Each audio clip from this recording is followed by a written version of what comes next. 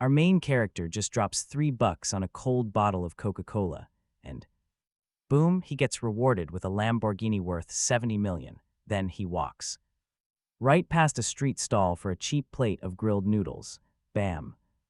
Rewarded with 1 billion in cold, hard cash. He buys some milk tea at a local shop, ka-ching, rewarded with a massive skyscraper worth tens of billions, all because he completely bombed a blind date. He accidentally unlocked the spend money to get rich system. You and I know that is failing upwards. He reaches the restaurant, and before his seat is even warm, he hears the voice of the girl he was set up with sitting across the table. Since we are here for a blind date, I will get straight to the point. If you meet my requirements, I will marry you. Our hero glances at the girl across the table. She has a rather dark complexion, and her height is barely hovering around 5 feet tall, caked in heavy makeup. She is wearing a revealing black dress that she clearly thinks is a knockout. Good grief, he wonders who on earth set him up with this absolute disaster. Meeting a total clown on his very first blind date, he tells her, spit it out, this way. It will not lower my standard of living. The woman extends her fingers and starts counting off her demands. Secondly, you must have an apartment in downtown Magic City, otherwise our future together is not guaranteed. As for a car, it does not need to be too fancy. Just a casual ride worth over 1 million will suffice. Oh. Right, are you at least 6 feet tall? Otherwise, we just will not match. The woman fires off her absurd demands like a Gatling gun. Our guy thinks to himself, screw this, is she making a wish to a genie right now? She can have whatever she wants in her dreams. Besides all that, both the car and the house must have my name on the deeds. We must eat fancy food worth at least $10,000 once a month, buy the newest designer bags, plus an around-the-world trip once every single year. Oh, and if you lack the money, just have your parents prepare a hefty bride price of 500,000. I am not asking for much. After dropping her laundry list of crazy demands, she shoots him a smug side eye. How about it? My demands are not too high, are they? Can you meet them? Our guy nods with a face full of bright smiles, and just when this gold digger's hopes soar to the absolute highest peak, he immediately drops the smile and coldly throws out a single, savage sentence. You are dreaming. She explodes. You are just a normal man. How dare you treat a princess like this, you absolute mega scrub. He cannot sit there for another second, spending even one more minute with this entirely delusional gold digger who lacks any self-awareness is simply a tragic waste of his precious youth. The woman is flailing her arms, clearly throwing a massive, embarrassing tantrum, but when she sees him walking toward the checkout counter, her face slightly relaxes. She thinks at least he has the decency to pay the bill. At the front desk, the cashier smiles. Sir, how may I help you? The receptionist has a lovely figure and a very pleasant vibe. She speaks softly, but she very obviously heard the whole thing unfold. That gold digger's absolutely ridiculous speech just now. She looks at our guy with deep sympathy. A bottle of Coke. He casually tosses 3 coins onto the counter. The receptionist girl totally thought he was actually going to pay for that gold digger's meal. Feeling completely indignant on his behalf, she absolutely did not expect him to deliberately walk to the counter just to buy a cold bottle of Coke. She bursts out laughing. You must admit, this move is completely savage. Later, when that you and I know that gold digger is going to absolutely lose it over that unpaid bill. Her fake nose might literally snap off. Okay, sir, here's your Coke. Have a good one. Staring at our tall and handsome main character, the receptionist is instantly blushing hard. She is totally smitten. Arthur shakes the soda, takes a big sip, and deliberately lets out a loud, satisfying burp. Ding, the spend money to get rich system is officially online. Host successfully spent $3 on soda. System reward is being calculated right now. Reward granted, 1 Lamborghini Veneno worth 70 million. Arthur nearly spits a massive mouthful of Coke straight into the poor receptionist girl's face. What kind of insane system is this anyway? He cannot hide his wild excitement. A 70 million hypercar, real Totally fake, he touches the hard metal key that just randomly appeared inside. His pocket, Arthur doesn't even have time to finish his soda now. He practically sprints right out of the convenience store. Stepping outside, he spots a massive crowd of people standing together, letting out huge gasps of pure amazement.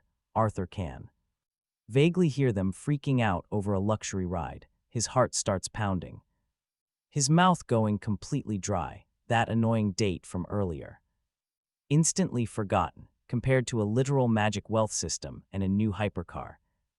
One bad blind date means absolutely nothing. Vroom, the beastly sound of the engine starting up instantly echoes down the street, scaring the crowd into stepping backward. This Lamborghini Veneno is actually his. The onlookers all wear completely shocked expressions. In Magic City, where land is basically worth its weight in gold, regular luxury cars worth millions are everywhere, but a hypercar worth tens of millions, that is incredibly rare. This is completely real. He silently pockets the keys. Man, this system is absolutely broken. Now watch this part closely. A sweet voice suddenly floats over to him. Arthur, is it really you? He turns his head and immediately spots a pleasantly surprised face, a pure and stunning girl. Wow, it is actually you, Lily, the class beauty from his high school days. Her grades were always elite tier. He never expected their very first reunion after graduating college 4 years ago would be right out here. Arthur waves generously at the extremely cute girl standing in front of him. Seeing a familiar face finally snaps him out of that jackpot system fever dream. I have not seen you for a few years and you are driving a hypercar now. Lily looks at him with total oh haha, just getting by. Meanwhile, stream chat goes wild. Holy cow, the female streamer actually knows a ridiculously wealthy old high school classmate. Chat comment, Lily, if you manage to lock down this classmate, that would be absolutely epic. Another comment reads, wow, is this guy our future brother-in-law? More chat spam. Will those top-tier rich donors return later tonight? Seeing this flex, their faces will definitely turn bright green with intense envy. The live broadcast room completely explodes. Stop talking nonsense, guys. We are just normal old classmates. Lily blushes deeply at the chat. So, the billionaire kid and the streamer beauty are former classmates. What a perfect pairing. The surrounding crowd is getting seriously jealous while watching this perfect cinematic reunion unfold. But wait, you and I know this piece cannot last. A door gets violently kicked open. A heavily made-up, furious woman storms right out of the restaurant, pointing her finger. Hey, you ultimate broke scrub, you absolute. What a jerk. He ditched the blind date halfway without even paying the bill.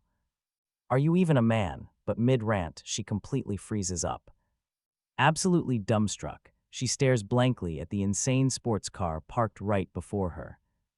Her inner gold digger activates. She decides she absolutely must ride in this luxury beast today. Suddenly, Lily steps up. Who are you to curse my Arthur? Seeing Jane acting so utterly shameless toward her absolute idol, Lily is feeling incredibly indignant. Jane just scoffs. Where did this random little brat come from, daring to criticize me? But noticing Lily is genuinely stunning, Jane rolls her eyes in pure jealousy and waves her off. I am in a good mood, so I will pass, but let me warn you out of sheer kindness.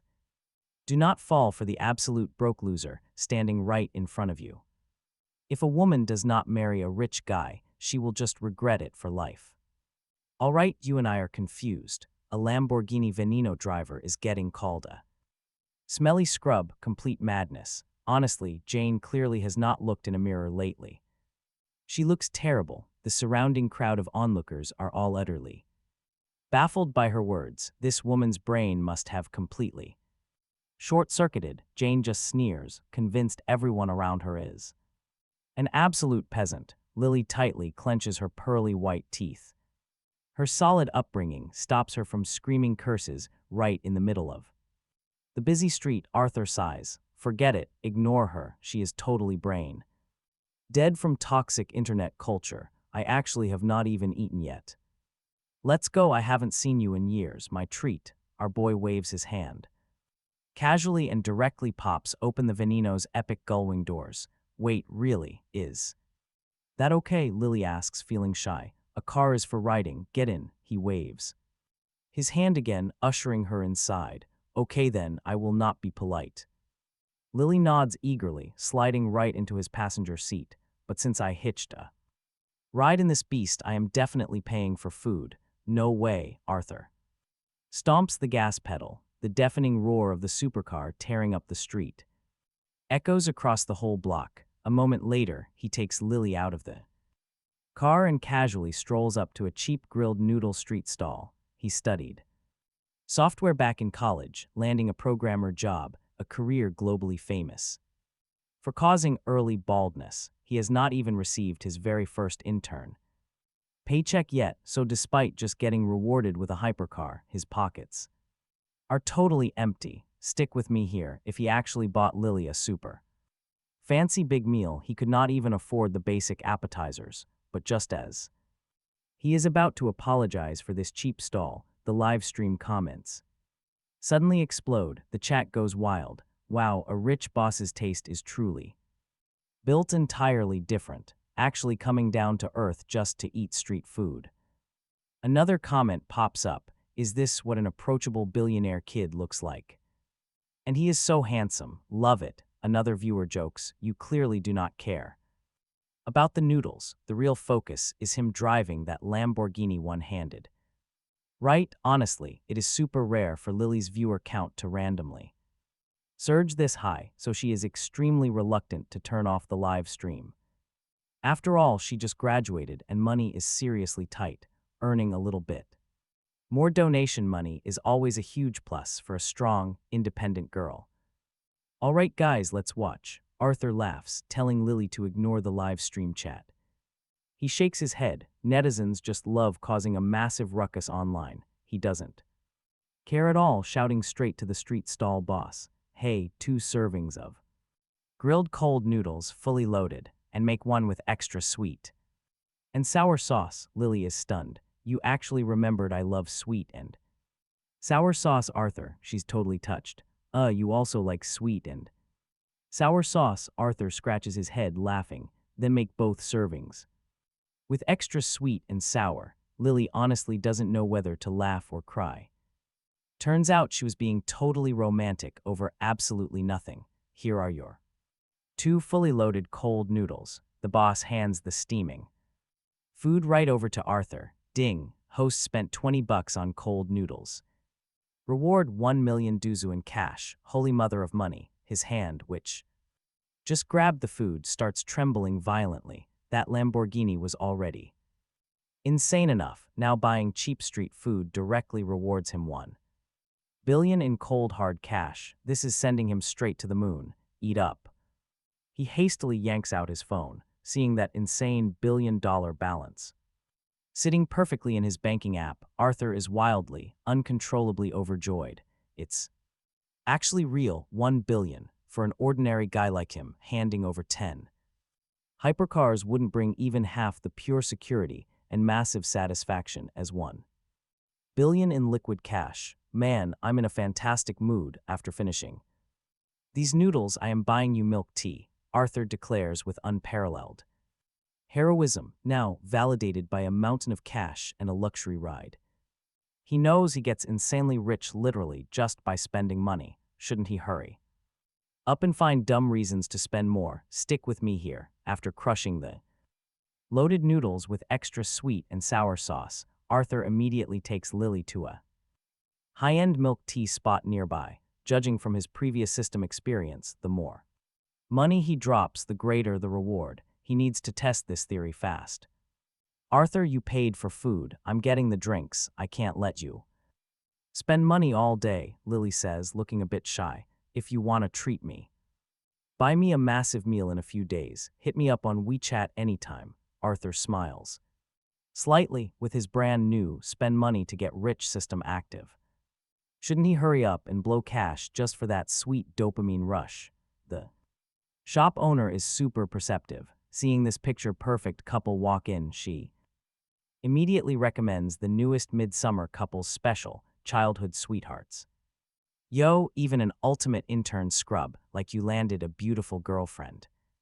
What an absolute waste of heaven's gifts, just as Arthur goes to tap his phone to pay. That highly sarcastic voice sneers from behind. He turns his head. Right behind him stands a middle-aged guy in glasses, looking exactly like a beast dressed in human clothes, gripping a heavily made-up woman tightly by the waist. Standing right there, Arthur is way too familiar with this particular jerk. Justin, the intern team leader at the software company Arthur joined. He snagged a petty management role purely by riding on nepotism connections, strutting around using his tiny sliver of authority like an imperial decree every single day. He has definitely caused Arthur no shortage of trouble with his daily sarcasm. Arthur absolutely didn't expect to actually run into Arthur here. He hasn't even received his internship salary for this month yet, has he? Not even 2 pennies to rub together in his empty pockets. And he dares to play rich just to pick up girls. Meanwhile, Justin tightens his greasy grip around the glamorous woman in his arms. This makes her fake giggle and act completely coy. You and I know his toxic jealousy is not without good reason. The cute intern girls he originally had his creepy eyes on, they actually all admired Arthur. Why? Because the guy is genuinely handsome. They don't give Justin the time of day. Darn it, he thinks these little brats haven't been beaten down by the harsh real world yet. They just entered society and completely missed the absolute beauty of sheer power and money. That handsome guy they all admire so much, Justin, casually used petty office politics this month to marginalize Arthur so badly that his reputation is in the dirt.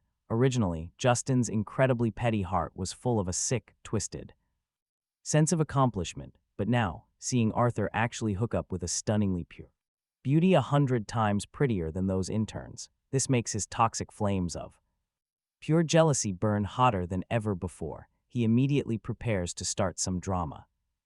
What did Arthur just order? Childhood sweethearts, right? Today, Justin decides he will buy all the milk tea of that flavor in the entire shop. Now, high-end milk tea isn't cheap, especially here in Magic City. Buying out the entire stock for a single day is at least 100 cups, several $1,000 easily. Justin acts so handsome. His financial flex is not something those naive intern girls who just entered society can even begin to comprehend. The glamorous woman beside him repeatedly flatters him. This is way too much, Lily says repeatedly, looking visibly stressed.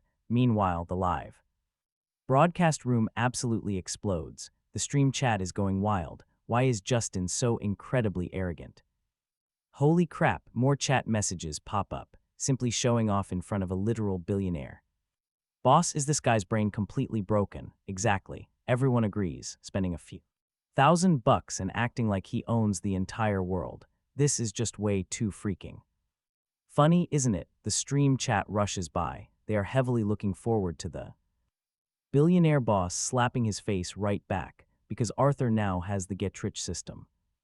His entire mentality is totally different now. We know there are definitely many ways to slap someone's face. Naturally, our guy won't stoop to a cheap verbal screaming match with actual absolute garbage. A hint of a cold, mocking smile curls up at the corner of Arthur's mouth. He turns around and says grandly to the shop owner, I will buy every single drop of milk tea here, period. What, is he out of his freaking mind?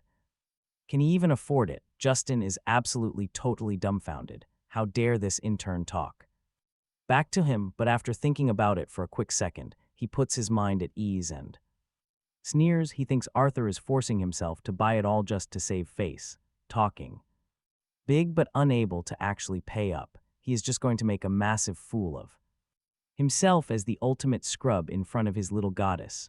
Arthur, why don't we just completely forget it? Lily hastily tries to advise him. Arthur just smiles and shakes his head, directly whipping out a sleek bank card and saying, Boss lady, swipe the card. This young man, my milk tea sales can reach nearly 100,000 a day.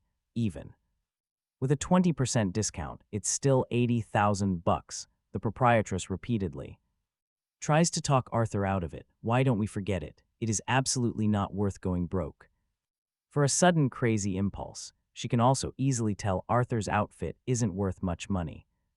Probably still a completely broke intern who just entered society. Absolutely no. Wait, a discount. Our main character is totally startled when the owner offers one. See, right now, spending more cash means way better system rewards, because if he takes a discount, wouldn't he lose out on a massive system payout?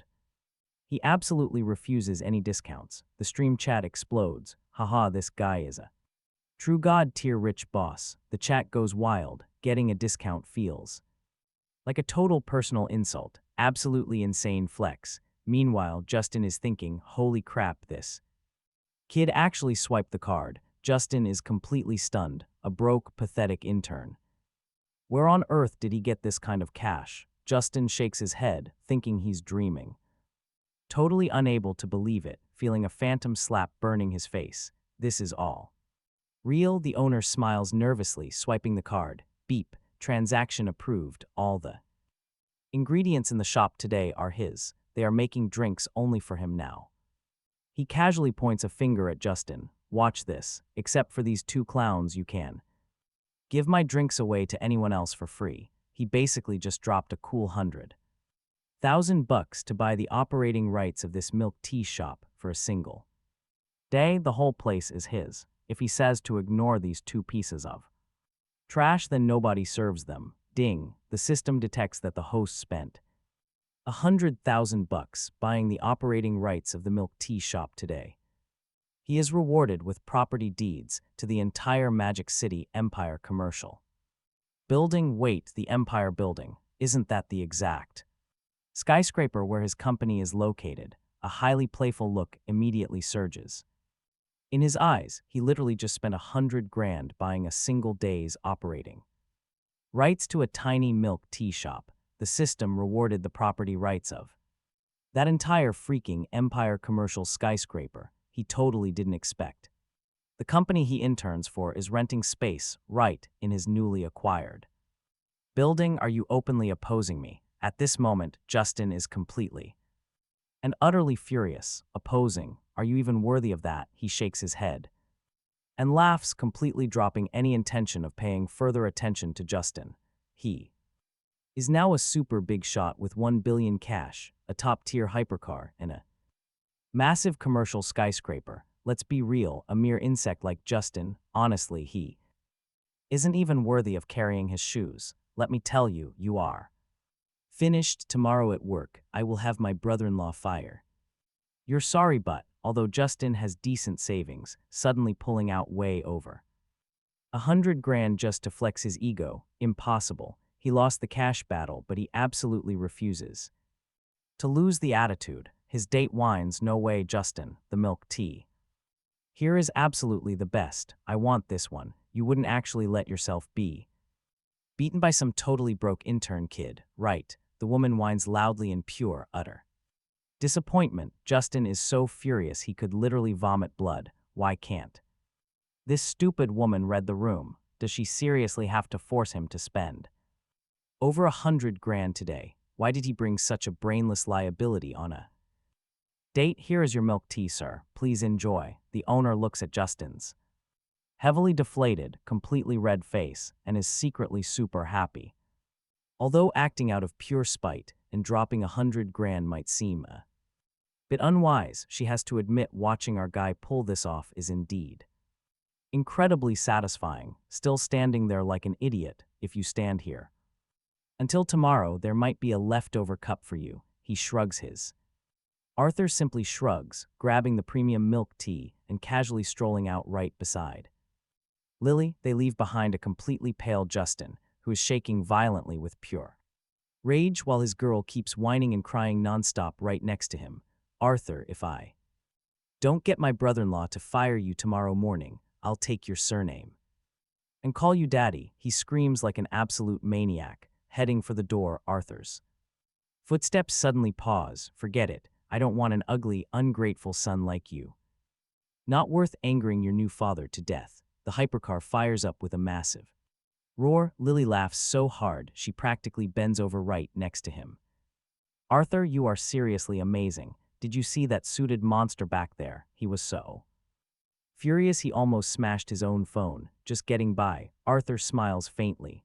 The real show actually starts tomorrow. By the way, Arthur, that guy really seems to have some serious power in your company's management. Is he really gonna cause major trouble for you tomorrow? Lily feels a bit worried for his career. Arthur just pats the carbon fiber steering wheel of his hypercar. The meaning is pretty much self-evident. Oh right, Arthur is a divine billionaire boss now. Justin really should be the one terrified of trouble. Lily smiles so sweetly, totally relaxing. All right. It is getting late. Let's get you home safely first. He smiles and slams the gas pedal. That heart-pounding roar of the hypercar tearing straight down the street explodes once again, moving like a sleek shadow in the dark night, weaving effortlessly right through the neon streets of Magic City. A quick moment later, they arrive at the Fuhua residential area, although Lily is honestly just a small-time streamer because she has a few top-tier big shot supporters. She actually gets a ton of gift revenue every single month. Her rented apartment is definitely way higher class building than his. Well, I'll get going. Arthur, if you have time, I'll absolutely treat you to a big meal in return. Lily raises her phone, hinting that he should text her on WeChat. After safely dropping Lily off, Arthur drives the hypercar straight back to the rundown residential area where he currently rents a tiny, cramped room. Auntie Mary, I just transferred this month's rent to you. Stepping into his tiny room, Arthur quickly transfers the back rent he owed. His spine straightens up proudly. Finally debt-free, huh? Boy, did you strike it rich somewhere. Auntie Mary stares at her phone's WeChat transfer notification with absolute astonishment. Not only did he clear the rent for these past few months, there is even a hefty surplus tipped in. Auntie Mary, you have taken really good care of me these past few hard months. This is exactly what I should do. He doesn't mention the system, he just smiles warmly. Ding, system detected. The host spent $5,000 on rent, now rewarded with a top-tier mountaintop mansion right in the Yunding Villa area of Magic City, worth $880 million. The property deed and all related luxury documents have been securely placed in his portable system space. Arthur's heart does a massive backflip, but honestly, after getting baptized by that Lamborghini Veneno and $1 billion in raw cash plus a commercial skyscraper, he already built up some solid psychological defense against this kind of sudden heavenly windfall. A mega mansion, easy. He opens the portable space provided by the system. Besides the fresh property deed for the villa, there are many perfectly stacked documents inside, including the ones the system never verbally mentioned before, just like a massive property deed for the Empire Commercial Building.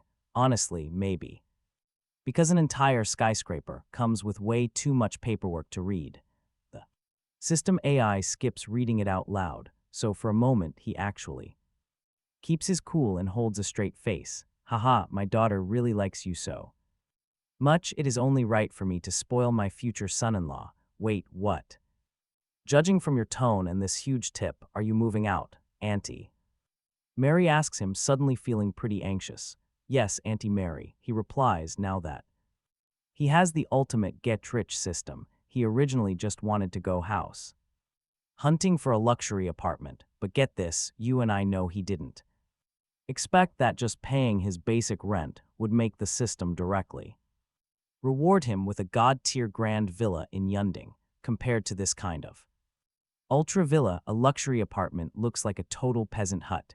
Auntie Mary is instantly stressing out. Young man, aren't you living quite well right here? If you move away, Lucy will probably cry and blame me. He rubs his head awkwardly. Look, owning a super grand villa means he obviously cannot still live in this cramped little room, but Auntie Mary truly took amazing care of him lately. Otherwise, he never would have transferred that massive chunk of extra rent to her as a solid thank you. Auntie Mary stares at him. She is honestly pretty satisfied with this young guy. being a seasoned landlord holding 3 or 4 properties in Magic City under her belt. She definitely is not short on cash. She simply wants a son-in-law who treats her daughter incredibly well, and her requirements stop there. He is handsome, tall, super gentle, and highly motivated. Snagging a great software job right after graduation proved his future is completely solid.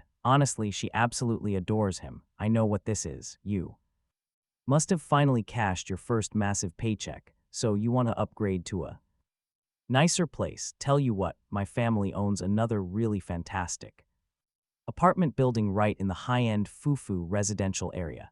It really just happens a tenant moves out tomorrow morning. You can live there. I will give you a massive 30% family discount. Just pay $3,000 a month. Auntie Mary's generous offer genuinely touches his heart. Fufu residential area is widely considered premium luxury spot. Market rent over there easily hits $5,000 minimum. You and I know charging $3,000 means she is taking a massive loss here. No, Auntie Mary, I would feel terrible taking advantage of you like that. I actually just bought my own place in Magic City. I only came back today to grab some important personal items, he says breezily, completely dropping the bomb on her. Buy a house. Auntie Mary is absolutely stunned. She knows his financial situation perfectly well. Otherwise, he would never be squeezed into her cheap Shinwa's residential block. She knows all too well how insanely high the housing market in Magic City is. A basic tiny apartment costs at least several million at bare minimum. How does a fresh intern suddenly find that kind of cash for real estate? The moving company coming to pack the room will be here soon. I will have them send everything straight to Villa Number 1 at the top of the Yunding Villa area. He laughs casually. What is wrong, Auntie Mary? Is there a problem? Looking at her highly suspicious wide-eyed stare, he feels a tiny burst of guilt for shocking her. Kid, did someone at that internship company hit you in the head? Again, why the sudden wild delusions? Auntie Mary stares directly at her precious future son-in-law with pure heartache, reaching right out and feeling his forehead for a fever. She asks with serious doubt, no fever at all? Oh no, stress finally broke the poor guy. Arthur just smiles bitterly, totally helpless. He just pulls out the exclusive ultra-premium identity card for the Yunding Villa area. This premium box cannot be faked, right? The room access cards for Yunding Villa are these supreme magnetic cards, heavily inlaid with real gold and premium jadeite. The master workmanship alone and the raw materials cost millions. It simply cannot be replicated or faked at all. Even Auntie Mary, who proudly owns 3 or 4 houses in Magic City, starts trembling taking this incredibly heavy room card. Her hands are just shaking uncontrollably. This is the legendary Yunding Villa area compared to the absolute top tier elites living inside those gates. She feels just like a street beggar. She looks at Arthur and instantly imagines countless insane, novel-worthy plots in her head. Could it be that he is actually a super rich heir who came out to the slums just to experience regular life? Now that his 3-year poverty test period is finally up, is he inheriting a $1 trillion family fortune, or did he fall in love with Lucy at first sight, deliberately hiding his billionaire identity to live in this dump just to get closer to her daughter? By the time Auntie Mary snaps completely out of her wild daydreams and comes back to reality, she realizes Arthur has already slipped away. Sigh, this kid really hides some unfathomable depth. No, I need to contact Lucy immediately. Such a super rich golden ticket son-in-law absolutely cannot be missed by Lucy. Meanwhile, you and I watch the Lamborghini Veneno speed right down the highway, causing countless gasps of amazement and attracting massive attention on the road. Finally, this beastly car stops right in front of the ultra-exclusive Yunding Mountain Villa gates. What is going on here? Arthur looks at the grand entrance of the villa area. A massive line of gorgeous girls has gathered in perfect formation. Oh wow, it is the legendary Black Silk Beauty group of the Villa Area Elite Property Management Team. Is it the esteemed Mr. Arthur? The head security guard next to them asks respectfully, bowing deeply. It is me. Arthur is still completely confused about this entire grand situation. Congratulations on purchasing the undisputed king of villas in the Yunding area, Yunding. Villa number 1, our Yunding property management company has totally organized this massive welcome ceremony to bring you the ultimate experience of an emperor returning to his palace, extremely polite and highly refined next to the guard. The stunning leader of the Black Silk Beauty Group with an outstanding temperament respectfully explains to Arthur. He meanwhile is completely surrounded by the fragrant Black Silk Beauty Group, slowly familiarizing himself with this ultra-luxurious environment in the Yunding Villa area. Right over here is Yunding Villa number 1, the King Villa itself. The leader of the beauty group, Monica Yumo, has an absolutely outstandingly elegant temperament. Gorgeous face and a killer figure, bouncing slightly as she confidently walks intentionally or unintentionally, brushing right against his arm as she guides. Arthur's heart skips a beat, so this is what being insanely wealthy really feels like. He is secretly loving this, and hey, since the property management is dropping this 5-star service right on his lap, he definitely is not going to say no. Our guy drops the broke mindset and just soaks in that sweet, luxurious VIP treatment. Soon enough, Monica takes him on a tour of every single massive room.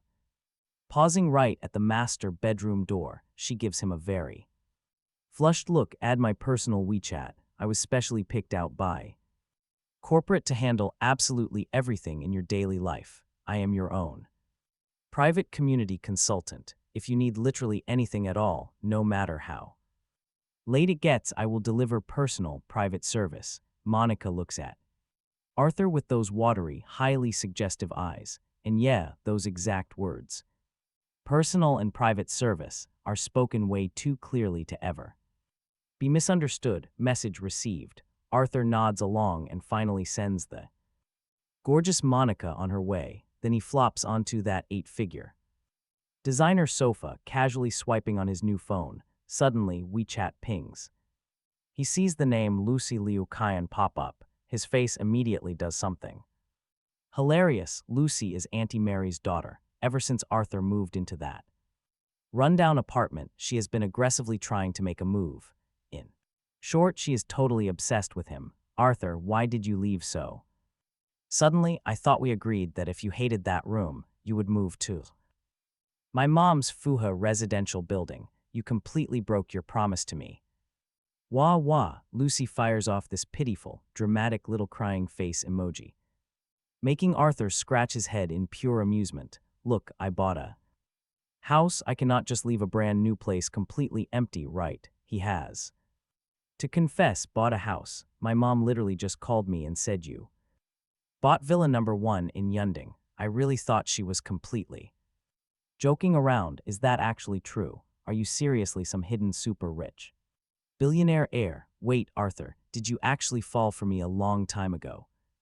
And living in those slums was just a secret test to check out my true character? Oh my gosh, I am so touched. I am telling my professor I need time off and I am flying back immediately. I am absolutely pinning you to that new bed until you cannot move. Staring at this rapid-fire string of totally unhinged text messages, Arthur literally does not know what to think. When a girl is obsessed with you, you could call her a literal pig and she would just think you were being cute. Honestly, you and I know that simps will always bend reality. Fine, I will wait for you. Arthur casually replies to the text, then completely ignores her. Lucy just flew back to America a few days ago to present this massive research paper at an Ivy League school. How could she possibly just drop everything and fly back on a whim? Obviously, she is just joking around. It is a total deal. Meanwhile, over in America, Lucy's usually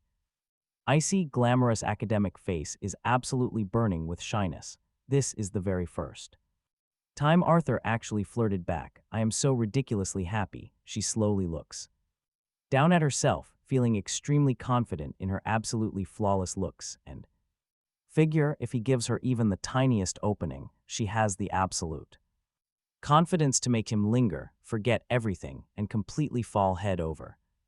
Heels for her, she immediately shoots off an email to her advisor, demanding emergency leave time to book that first-class flight ticket in advance. Meanwhile, as Lucy sits a world away imagining all sorts of spicy scenarios, our boy Arthur opens a short video app and taps right into Lily's live stream because she spent the entire day hanging out with our divine rich boss, witnessing the epic face slapping of that gold digger firsthand, eating cheap street stall grilled cold noodles with a guy driving a Veneno, and watching him casually and directly buy out an entire milk tea shop. Honestly, way more thrilling than any scripted TV drama. Lily instantly gained 20 to 30,000 new followers in hours. At this exact moment, the massive flood of new viewers in her live stream are spamming Lily with endless questions about Arthur all at once. Stream chat going crazy. Lily, what is your real relationship with that divine rich boss from earlier in the day? Stream chat going wild. He actually drives a 70 million Lamborghini Veneno. Stream chat screaming, yeah, the 70 million hypercar street stall video is completely going massively viral right now. Stream chat again, which hidden mega tycoon's rich second generation heir is this? Give me his WeChat right now. Seriously, I look extremely pretty dressed up as a girl, I swear. Stream chat yells back, divine rich boss Arthur is totally mine. Lily just watches these rapidly scrolling bullet comments, feeling a bit happy about the massive clout, but honestly a little jealous of their thirst. Looking at those wild chat messages, she feels genuinely shocked too. She could clearly tell his sports car was incredibly expensive earlier today, easily worth at least several million, but she never actually expected it to be a world-class hypercar. It is actually worth 70 million. 70 million? What kind of absolutely absurd concept is that? Regular people literally dream of winning the lottery, and they only ever dream of 5 million. System notification. Huge congratulations to Big Bro Howie for dropping 99 helicopters. Stream chat explodes. Holy crap, Big Bro Howie is here.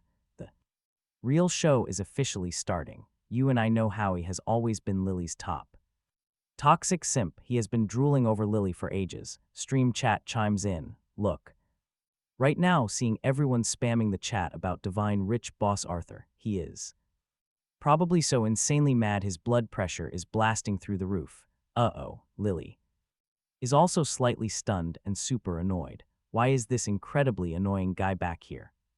Again, her heart is completely filled with Arthur now. She has absolutely zero feelings for Big Bro Howie, but the more she proves she hates him, the more fiercely he aggressively spams gifts. The guy is basically a pure financial masochist. She completely cannot understand his damaged brain. Let's peek into a flashy small villa somewhere in Magic City. Howard, our Big Bro Howie, sits aggressively on his genuine leather sofa. His clearly drained, deeply bagged eyes glow as he obsessively glares right at Lily on screen. This kind of fresh, unconventional, spotless pure beauty, even with his slazy life experience, is just a super rare sight. He frantically throws her crazy expensive digital gifts every single day, preparing to use brute force wealth to completely shatter her defenses. But as soon as he struts into the live broadcast room today, the person everyone is hyping up actually isn't him,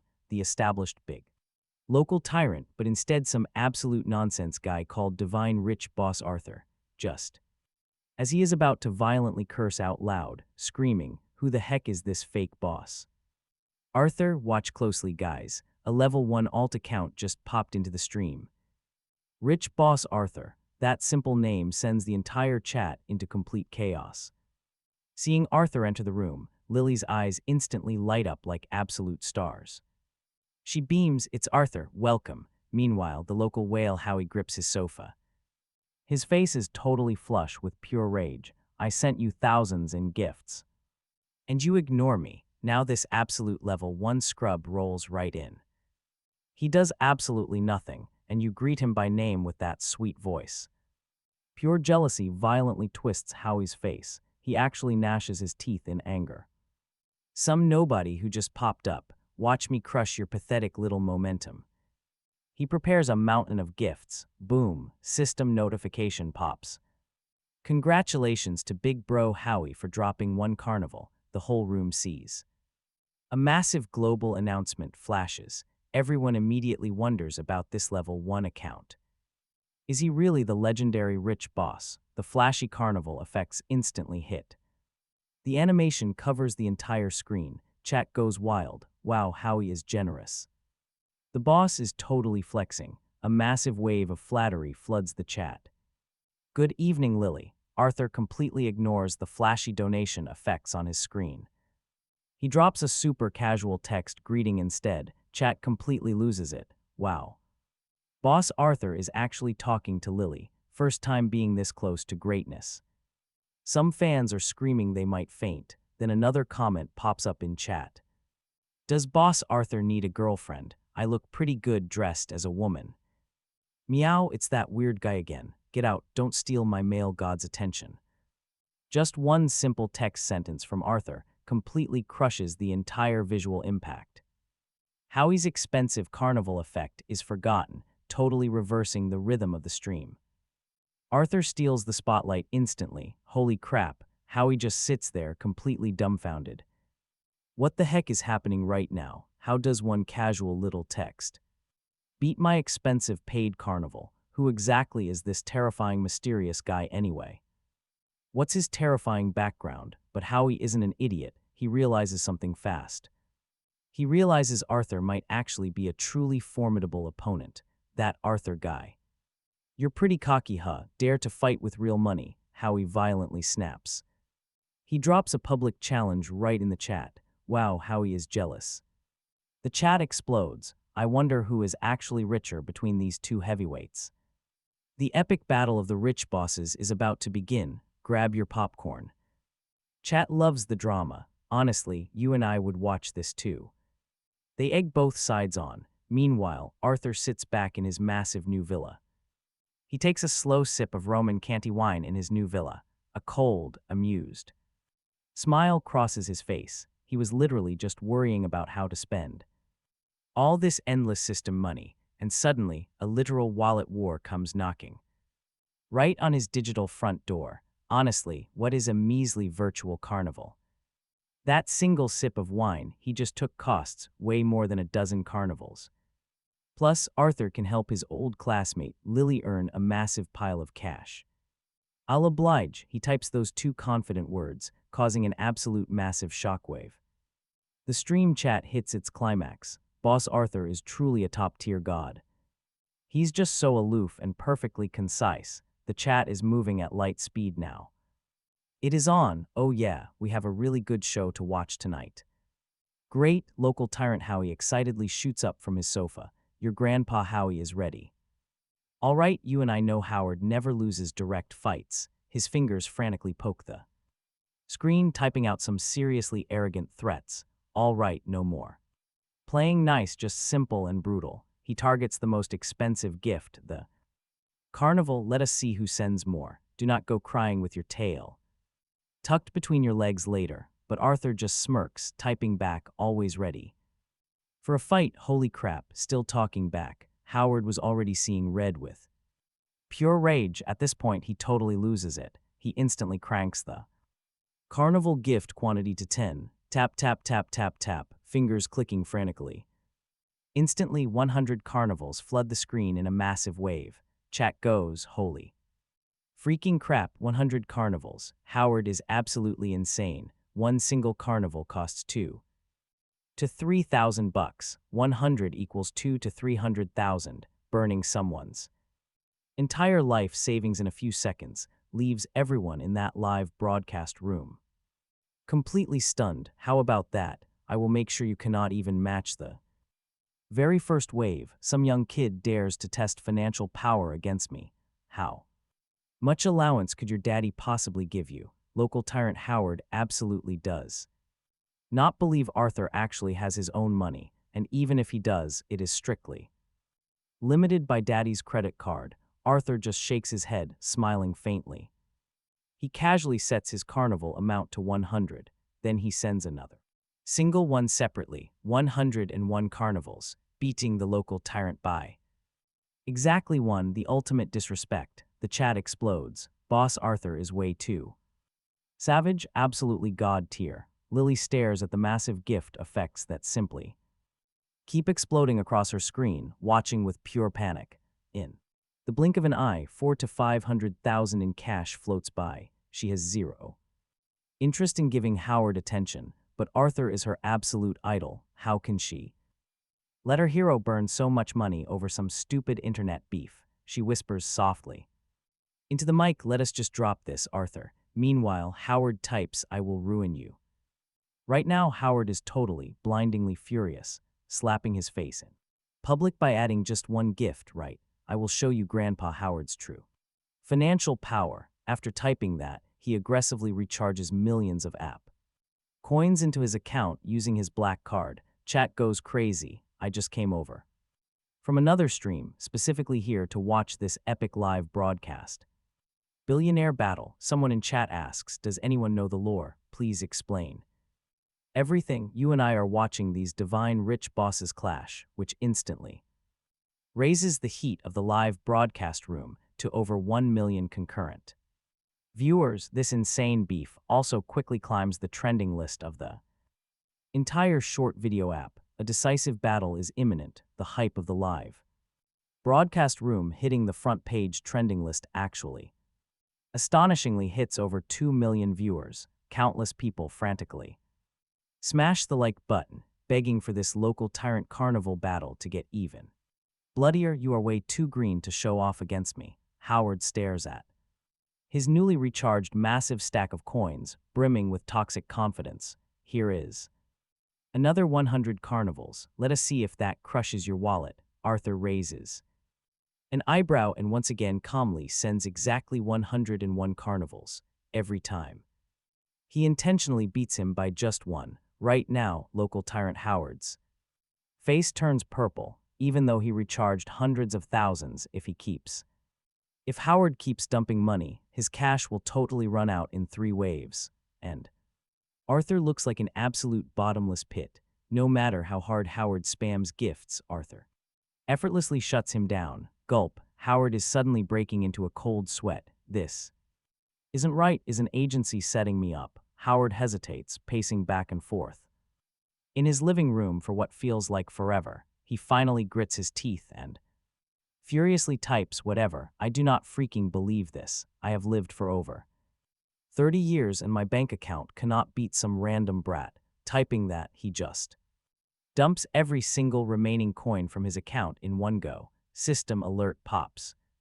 Congratulations to Big Bro Howie for dropping 19 carnivals. The stream chat goes wild. Holy crap, he is pushing hard, going all in. Chat asks, can Arthur even keep up? 199 carnivals is massive cash. Stream chat says, this is no joke, such a flex. If only I had 1% of that. This desperate wave of digital carnivals instantly pushes the chat room to an absolute fever pitch climax, just as everyone holds their breath waiting for Arthur to move. Watch our MC casually, almost sleepily, drop 999 carnivals and then literally toss his phone onto the sofa. Why? Because Arthur mathematically knows that Howard on the other side is completely finished. It is literally impossible for Howard to tip anymore without selling a kidney. The exact moment 999 carnivals float by, everyone is entirely dumbfounded. 2 million screaming viewers in the live stream instantly drop dead quiet.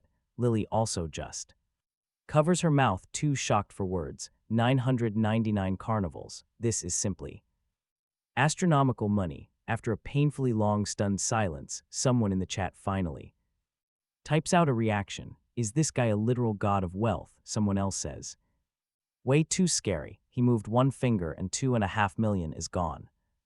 Howard is paralyzed on his leather sofa, completely giving up on the fight. Sigh, I really kicked a titanium plate today. Silently, shamefully, he exits the app, hiding his face, too afraid to show up anywhere. He just mocked Arthur. And now in under 10 minutes, his face got absolutely slapped. Smack, smack. Smack, the chat asks, why did Howie suddenly misfire? No movement for ages. Someone replies he ran away crying. Ultimately, this legendary battle of the rich bosses ends with Arthur dropping a nuke of 999 carnivals. Tonight, the name of Boss Arthur skyrockets straight to the absolute top of the global app trending list. Overnight, his basic level 1 account sees something insane. Its followers break through 5 million, completely crushing the streamer Lily herself. Arthur stares at those 5 million new followers. We would celebrate, but he sighs dramatically how utterly lonely it is to be this invincible. Man, it is also quite flashy. Countless girls are already sliding into his private messages with spicy photos and frantically sending him incredibly thirsty voice messages just to get noticed. Arthur even starts wondering if his IP address got leaked. It is honestly way too scary. After the broadcast wraps up, Lily hastily sends a message to Arthur on WeChat. I caused you so much trouble today, Arthur. Should I just return all the money you tipped? You sent way too much. She simply cannot accept it. Without feeling super guilty, she does not want Arthur to think she is some gold digger like Jane. Arthur replies, stop with the nonsense. Did you not say you were going to treat me to dinner? Just use the money for that. After our MC casually. All right, let's watch him send the text and lazily hit his master bedroom. The premium alcohol slowly goes to his head. He completely crashes into a truly beautiful deep sleep. What a glorious day of showing off. Early the next morning, the wine's aftereffect is pretty heavy, but surprisingly, he wakes up feeling absolutely fantastic. Zero headache, no hangover at all. Maybe this is the true magic of Roman Kai, the absolute king of red wine. Oh. Right, he dropped insane money on tips last night. There has to be a massive system reward, right? He got super drunk on that fancy wine that costs tens of thousands per sip. He totally missed the system notification chime. Wait, he actually remembers. He slaps his forehead, suddenly recalling the system's reward sound echoing in his dreams. Ding, detected 2.68 million on stream tips. Special reward triggered. Complete mastery of national martial arts. Hold up. Could the missing headache be related? It's not the wine that's so good, but because his physical fitness just became straight up superhuman. He leaps out of bed, suddenly feeling lighter than air. The guy almost literally smashes into the 14-foot bedroom ceiling. He doesn't even need to fully test his agility. A casual jump puts him 12 feet in the air. The world record is barely 10. This is way beyond normal human limits right now. This endless energy means he wouldn't even break a sweat after totally fighting for 7 days and nights straight. Honestly, not bad at all. He clenches his fist, feeling the wild, explosive power rushing right through his body. His confidence absolutely skyrockets. Right then, he makes a solid plan. Now, stick with me here. He's heading to the Empire Building today to officially check out his new skyscraper real estate. First up, a quick bank run to send his parents some living expenses. Let's wire $200,000 to mom and dad. The reason he is only sending $200,000 isn't because he's cheap. Imagine casually dropping $1 billion on them. Those sweet old folks would definitely have a heart attack, worrying he was doing something super illegal in Magic City. They'd catch a train just to beat a lesson of love into him with a broom, forcing him to be honest. Cut to Dongfa Bank, Rainbow Road branch. After parking his Veneno, he struts straight into the VIP counter. Wants a transfer. The clerk, Megan, glances up at his super casual intern clothes. Clearly unimpressed, she hits him with a seriously bored tone. Your basic card's daily limit is 50,000. You cannot transfer anything more. Megan hears his 200,000 request, pouts her lips, and coldly replies. Can he raise it? He frowns. Why exactly does Megan's tone make it sound like he's a beggar owing her money, not a customer? She sarcastically says, sure. Is 1 billion enough? Megan rolls her eyes so hard. Last night she obsessed over this insanely rich boss on a short video app, a guy who dropped 999 carnivals. She even sent him 2 incredibly spicy photos. Straight to his DMs, practically begging for his attention, but as a result, he completely ignored her. You and I know this leaves insecure Megan furious today. Seeing our guy dressed up like a total scrub, she just has to be incredibly bitter and take it out on him. What do you mean? He frowns, his voice turning ice cold. She snaps back, just look at the petty cash in your. She mocks his card while he acts like a big boss raising his limit. Really quite funny. Stick with me here. If he is not elite, he shouldn't try squeezing in. Shamelessly, Megan openly scolds him, but secretly, she is actually scolding herself for failing her own massive gold-digging expectations. She is utterly unable to hook up with an actual filthy rich boss. Arthur says he has no clue what is in his card, daring her to check. He sneers at her. Count it, you absolutely sour young loser. She figures his little bit of pocket change takes just a single glance. Megan takes one lazy glance at her monitor, but that outrageously, absurdly long number in the balance column instantly makes her leap straight out of her office chair. She covers her mouth, completely unable to believe her own eyes. So many zeros. This freaking number is over $1 billion, absolutely over $1 billion. In raw liquid cash, anyone who can casually drop over $1 billion in cold cash right into a single checking account, their total net worth must easily exceed $10 billion. Now watch this. Her insecure mockery actually just targeted a literal super mega tycoon. She begs, saying she was so wrong. She now completely understands.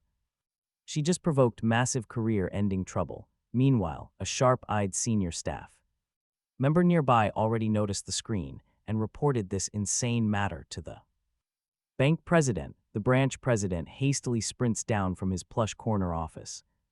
Upstairs, he looks miserable and sweaty, but his face is already plastered with a highly desperate, flattering smile, because this young customer is a walking gold mine.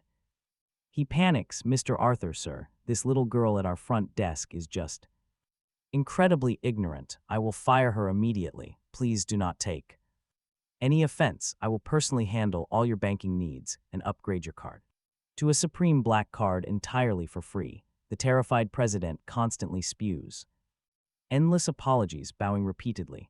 Arthur nods slightly, barely satisfied with the big branch president and his terrified attitude. The moment it is pulled out, the black card basically proves his absolutely untouchable identity anywhere in the entire world. This supreme black card has absolutely zero daily transfer limits.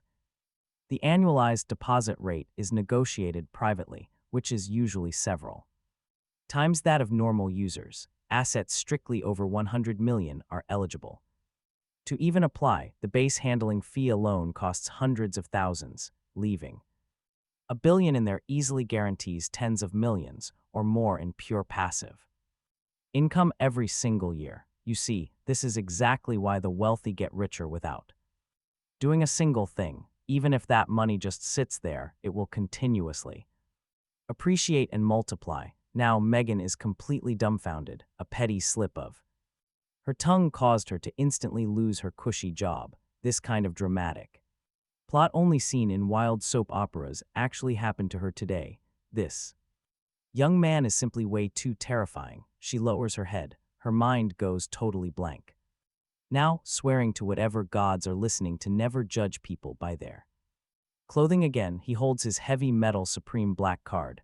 After easily transferring $200,000 to his parents, he walks out and gets into his Lamborghini Veneno. All right, it is time to check out his new skyscraper real estate. He whistles a happy tune, driving the Veneno straight towards the towering Empire Building. The Empire Building is his absolutely biggest financial trump card right now. He specially checked the market stats yesterday. This massive skyscraper really must sell it. We are talking hundreds of billions here. This single massive building pushes his total net worth right into the absolute top Forbes list rankings. The potential here is limitless. He could sit back, do absolutely nothing, and just rent it to mega corporations. 10 years of rent equals tens of billions. It is literally a giant concrete goose laying golden eggs, turns out. The only real difference between Arthur and those elite billionaires was that he just needed one shiny skyscraper. He drives casually, quickly pulling right up to the massive Empire building. It is already 10 a.m. after casually parking his shiny hypercar straight into the exclusive VIP underground parking lot downstairs.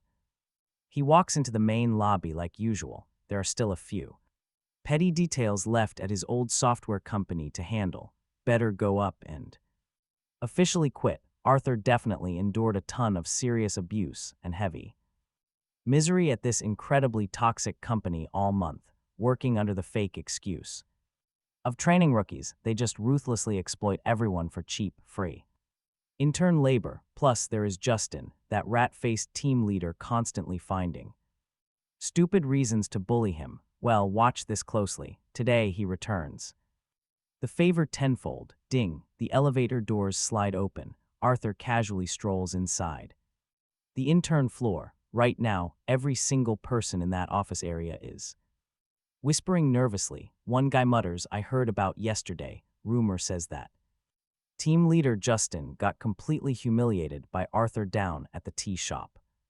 Now Justin is waiting here just to get petty revenge, but Arthur still has not shown up. Is he scared? What are you saying? Arthur wouldn't be scared at all," a female intern argues, visibly annoyed. Then why do you think he is a no-show today? Total coward. Some jealous guys in the room waste no time dragging his name. Hey, it is just a fact. The female intern is unable to argue back and just mutters, maybe he overslept. Justin barks out, "I do not care what his lame excuse is." Justin aggressively slams his foot onto a desk, his face totally twisted with ugly rage. Since childhood, Justin's rich family background spoiled him completely. His brother-in-law Gary is a high-level executive manager right here. He always gets absolutely whatever he wants. Who on earth dares to challenge him? But yesterday, not only did he let Arthur, some broke college kid,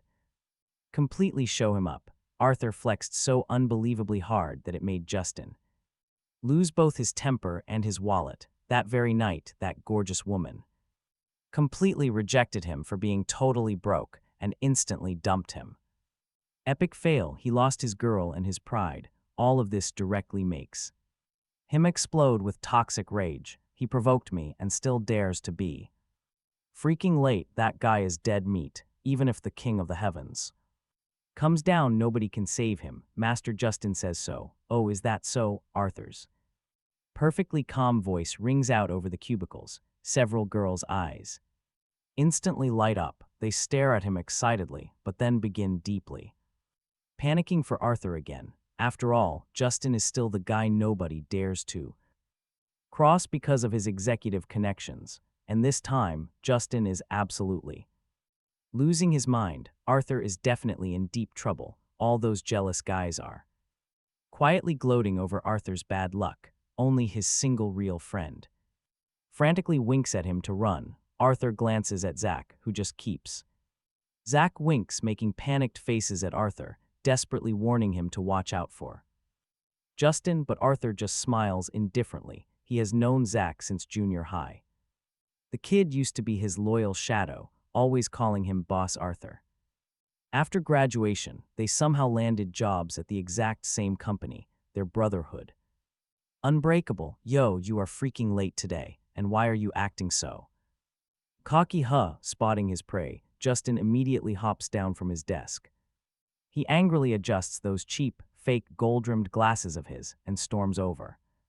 Pure menace. You and I might wonder why Arthur came to resign manually, instead of just flashing his new billionaire status and buying the whole building.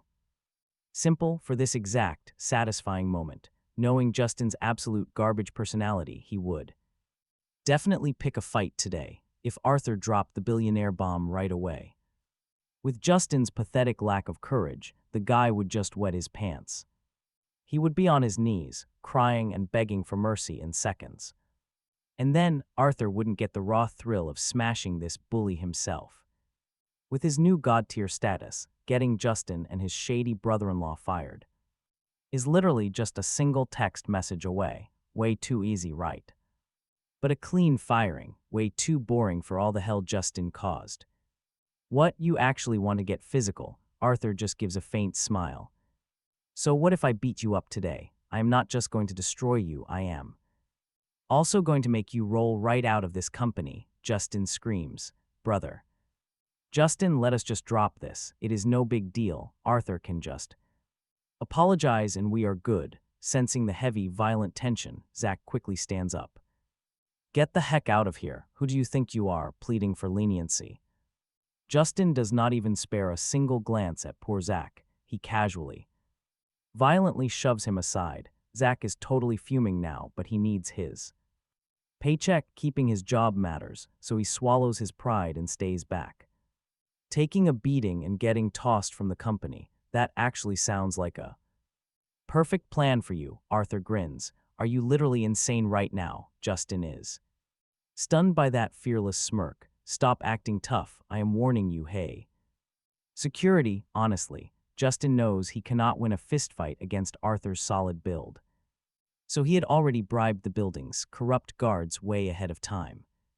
Today you lose everything in front of everyone. I will step right on your face. Let us see how you ever find work in this entire industry again. Justin signals them. Two massive, corrupt security guards have already moved in closely. He is completely surrounded now. Arthur just sighs, and then his body moves. He pivots violently, launching a blindingly fast straight left kick, instantly followed by a devastating right whip kick. The air literally howls from the sheer speed. This strike carries the absolute pinnacle of ancient martial arts. Mastery, fast as a phantom, before anyone in the office can even blink or register the attack. Both of those massive guards are sent flying by that single whip kick. They crash directly into the tempered glass door 2 meters away. Crash. The entire frame violently shatters into a million pieces around them. They collapse into the jagged shards, groaning, totally covered in deep, bleeding scrapes. Screaming in absolute agony. Holy crap, what just happened? The nearby interns yell. In pure unison, standing there completely and utterly paralyzed. Even Zach, who was his buddy, who was totally ready to help him fight the guards, just freezes. Like an absolute statue. Finally, he snaps out of it. Arthur, you've been hiding this. You actually know martial arts. The female interns, who were absolutely terrified for Arthur, breathes a massive sigh of relief. Thank goodness their office idol is actually insanely strong in a fight. Otherwise, today could have gotten really ugly. That massive crash of breaking glass also draws in the senior staff to come watch the drama unfold. Someone already ran straight to the executive office to snitch. A fight they're fighting. Wait, who is it? Oh, just Justin. Whatever. That guy always uses his manager brother-in-law to act tough, but stick with me. He just hit a wall. The jerk totally deserves this. One angry coworker actually pumps his fist in support. You, what are you doing? Stay back. Justin is absolutely paralyzed by the sheer explosive power of Arthur's kick. He collapses, literally scrambling backward across the floor. Like a crab's, his eyes are wide with panic. I am warning you, my brother-in-law is manager Gary, but Arthur just does exactly what this bully threatened to do to him. He mercilessly stomps his shoe right down onto Justin's face. Weren't you acting so arrogant earlier? Why so quiet now? This completely blows his buddy Zach away. Arthur is way too brutal today, even though the nearby interns and employees feel incredibly satisfied seeing this corporate bully finally get stomped. You and I both know the ugly truth here. This guy's corporate backing is dangerously strong, and manager Gary is famously petty and vindictive. Humiliating his brother-in-law like this will absolutely invite some brutal corporate payback. Right as Arthur is crushing Justin, a loud, angry voice booms from the hallway. Arthur, what do you think you're doing? Let him go. What can you do if I refuse? Arthur just presses his foot down even harder into Justin's cheek. Right now, Arthur's physical strength goes way beyond a normal human limit. If He pushes just a little bit more. Justin's head might actually pop like a watermelon. Gary, save me. My sister only has me, her one and only. Brother, if anything happens to me, she will make your life absolute hell at home. Justin screams in agony from beneath Arthur's sneaker. You are totally replaceable. Nobody, not only were you late, you attacked your superior. Let him go right this instant. I am firing you right now, and then I'll send you straight to the cops. You can rot in a jail cell for a few years. Your entire future is completely over. Manager Gary screams in absolute rage, pointing a trembling finger at Arthur. Oh, are you done spouting your nonsense? Arthur sneers, finally lifting his foot and stepping back. This piece of garbage isn't even worth killing. It just dirties my shoes and, honestly, lowers my status. Justin frantically scrambles right behind manager Gary, still sporting a massive, bright red bloody shoe print, stamped perfectly right across his face. He glares at Arthur in pure terror. You are finished, I'm telling you. Seeing Justin is basically fine, Gary instantly gets back that arrogant confidence of a corporate boss. He sneers, today I will make you truly experience the truly ruthless power of the wealthy. Oh, is that so? Arthur raises an eyebrow. We're thinking the exact same thing. You call yourself rich person in front of me, just as manager Gary gets ready to spit harsh. All right, watch closely. Arthur's brand new phone starts ringing, and he picks it up lazily. Hello, is this the esteemed Mr. Arthur? I am Chairman Victor from the Empire Building Joint Organization. I speak for the entire board of directors. We would love to speak with you about the future affairs and management of the Empire Building. The older man on the other end of this line sounds incredibly polite. Yeah, I am Arthur. No need to discuss this over the phone. I am actually on the 10th floor of your building right now. Let's talk face to face. Arthur casually drops the bomb and hangs up the phone before the billionaire chairman can even reply. What is he doing, calling for backup? He is just a naive kid who just started working here in Magic City. What connections could he possibly have? He is pretty good at faking it, though. The office bystanders whisper. Meanwhile, manager Gary smugly crosses his arms, waiting with keen interest. He wants to see what kind of pathetic backup this arrogant kid can find. How much power could a broke intern have? Whoever he calls would still have to bow down and call Gary the boss of this company. He plans to completely destroy Arthur's confidence and then send him straight to prison. His twisted sense of accomplishment would be absolute. Meanwhile, let us check out the 100th floor, the executive level, Arthur apparently said. He came directly to the building for a total surprise inspection. Chairman Felix hangs up the phone and speaks nervously to the entire room of billionaires. Wait, what? Where is the new owner, Mr. Arthur, right now? Let's personally go down to escort him. We absolutely must show him massive respect. The directors ramble in absolute panic. No need. He said he is on the 10th floor. Right now, he told us to come down and talk face to face, but his tone was really, really bad. It seems our new boss encountered some extremely unpleasant things down there. Chairman Felix is sweating bullets. A bunch of directors glare at Chairman Victor, who was trying to hide in the crowd. Hey, Victor, isn't the entire 10th floor rented out by your software company? Could it be that your people offended Mr. Arthur? Even if I had 9 lives, I would never dare. I have not even seen Mr. Arthur yet. Victor is so terrified his face turns completely pale. If his stupid company is the reason Arthur ruins things for the entire joint board, he will face absolute financial ruin. I pray to the gods it is not my useless employees causing trouble. He prays frantically in his mind. What are we waiting for? Why are we not rushing to the 10th floor right now to pay our deepest respects to Mr. Arthur? Are we waiting for the billionaire owner to walk up and see us? Chairman Felix yells in panic. Yes. Yes, absolutely. Hurry to the 10th floor. Ding, the elevator on the 10th floor opens. Group of elite executives surrounding Arthur instinctively turn to look over at the noise. Well, his backup arrived so fast. They are rushing to Beg for my mercy, manager Gary sneers smugly, but the second Gary turns around. His legs instantly turn to absolute jelly, the arrogant smile on his face completely and utterly vanishes. Wait, isn't this the billionaire chairman of Schwanaming Design Company? Impossible. This broke intern could never know. This level of massive business giant with a net worth of tens of billions. Next. Something even more mind-blowing to the high-level executives happens, right behind the big boss of Gene Ming Design, plus the absolute top executives from those massive corporate giants are walking right out of the elevator, one by one, normally. These guys are absolute legends, untouchable, rarely seen in public. They are super aloof. Completely mysterious billionaire CEOs, but right now, they are flooding onto the 10th floor.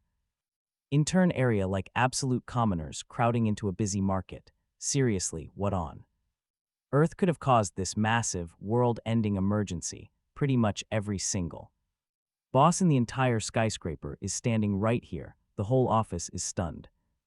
Seeing all these mega, wealthy business titans storming in at the exact same time, the sheer terrifying pressure of their hurried footsteps is honestly just a massive shock to the system.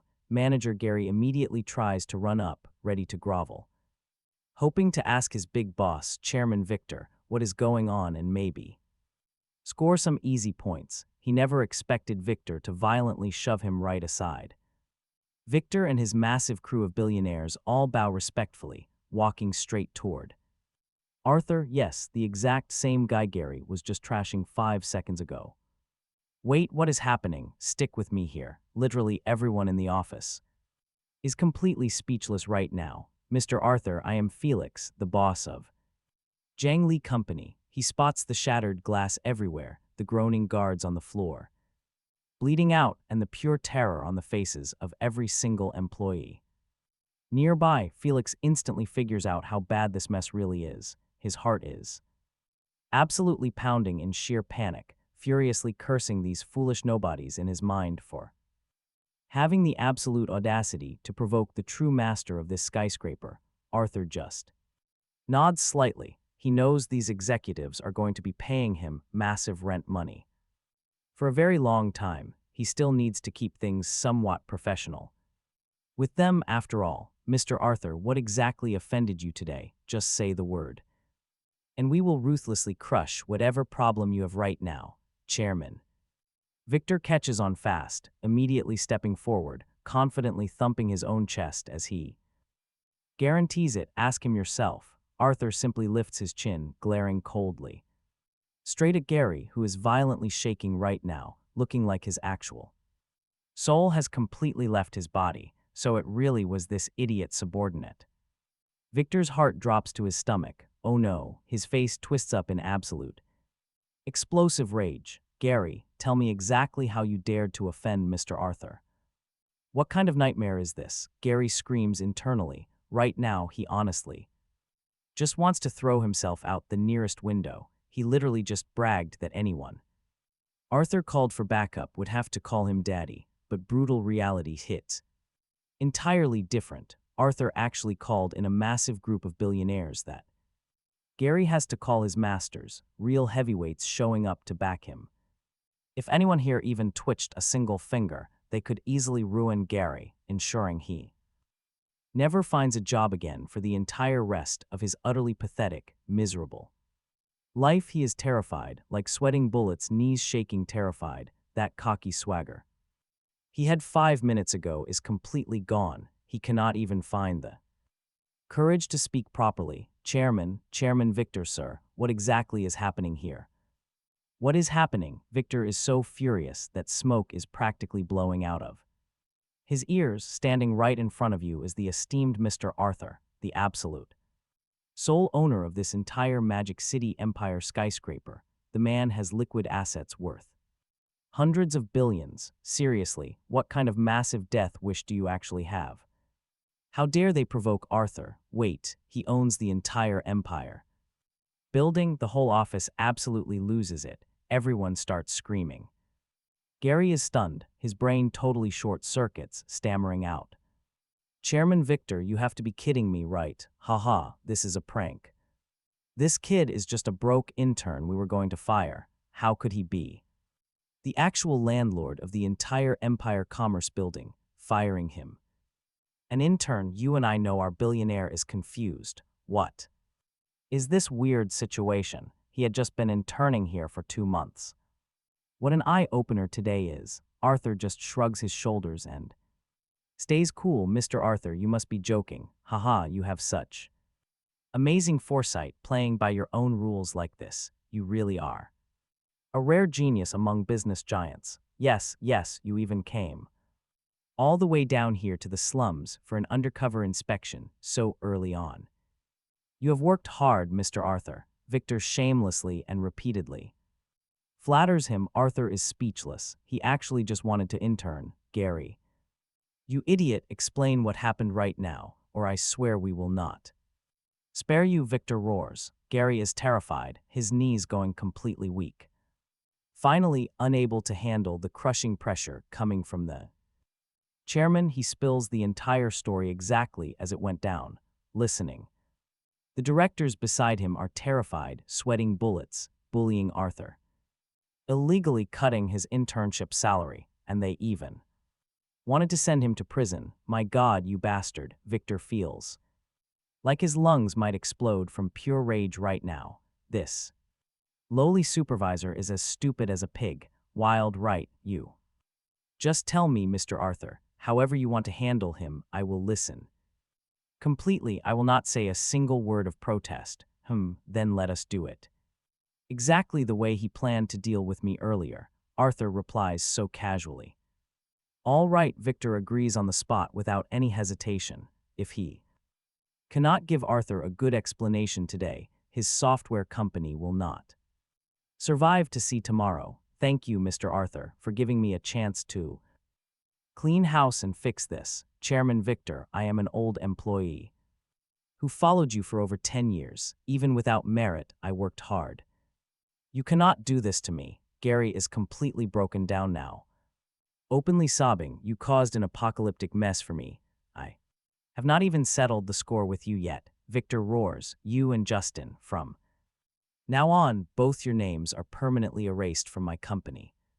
Security, throw these two idiots and the guys on the floor straight to the police station. Just tell them they deliberately caused severe corporate trouble and almost hurt the building owner, Mr. Arthur.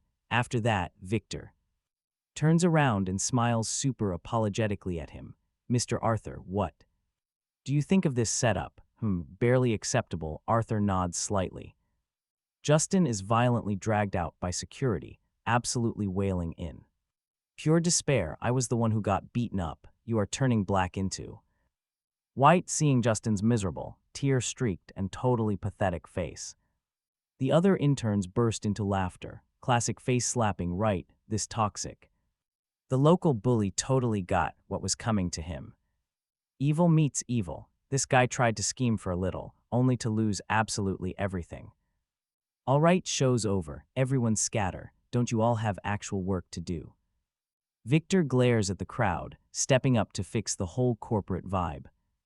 The employees hear the big boss speak up and instantly freeze in place. Nobody dares to watch the drama anymore, so they quickly scatter to busy themselves with some furious fake typing. Troublemakers handled. Now, a massive group of directors surrounds Arthur, escorting him right to the VIP room for the new lease. Not bad at all. Arthur closes the heavy contract, his face totally unbothered. Phew, you and I can hear the chairman breathe a massive sigh of relief.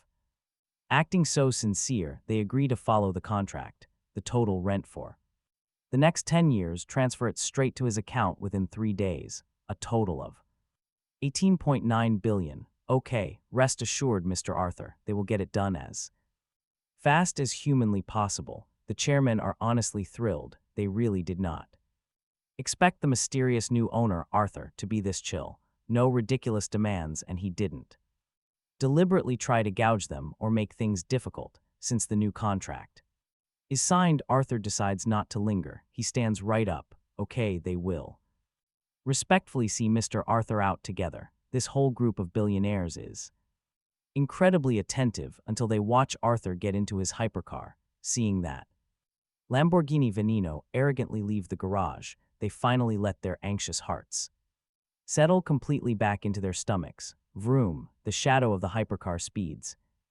away. Welcome to Devil Number 6, Magic City Luxury District. After parking the ride in the exclusive VIP lot of this high-end shopping district, Arthur steps right out of the Lamborghini, casually strolling into an ultra-luxury goods store. The poor play with cars, the true elite play with watches, because honestly, without a god-tier watch on your wrist, calling yourself a rich boss is just a joke. Since Arthur decided to upgrade his entire broke aesthetic, then naturally, a legendary watch simply cannot be missing. Vacheron Constantin, he looks up at the elegant store name. Even if Arthur was a broke college student before, that does not stop him from knowing the names of world-famous watches. Vacheron Constantin is the undisputed aristocratic king of watches, the absolute top luxury brand globally. Welcome, sir. Seeing Arthur casually wearing an Armani suit worth over 100,000, the eyes of the beautiful sales staff totally light up. They scramble forward, absolutely terrified of being too slow and having this massive whale client snatched away by their coworkers. Arthur just smiles faintly to himself, shaking his head, but right as he is about to speak, an incredibly annoying, unexpected voice calls out from behind. Arthur turns around to look. Wow, it actually is him. Just as Arthur plans to buy a super luxury watch to flex, he definitely didn't expect to meet old college classmates here. Arthur, I really did not expect to see you wandering a luxury store. The guy opposite him is wearing a set of crazy expensive, top-tier designer summer clothes. The girl beside him is also dressed extremely fashionably and elegantly. Get this, these two are Arthur's old college classmates. The guy is Peter, the girl is K.H. Lowe. Peter was the richest, most obnoxious second-generation heir in their entire college class. K.H. Lowe was the class beauty. Peter also definitely knows that K.H. Lowe actually liked Arthur back then. Right now, there is some seriously heavy. Peter's tone is pure mockery. What does Arthur's family even own? Vacheron Constantin. If Peter knew, he never would have shown up. Arthur just shrugs his shoulders, totally unbothered. Honestly, Peter claims he is just shocked.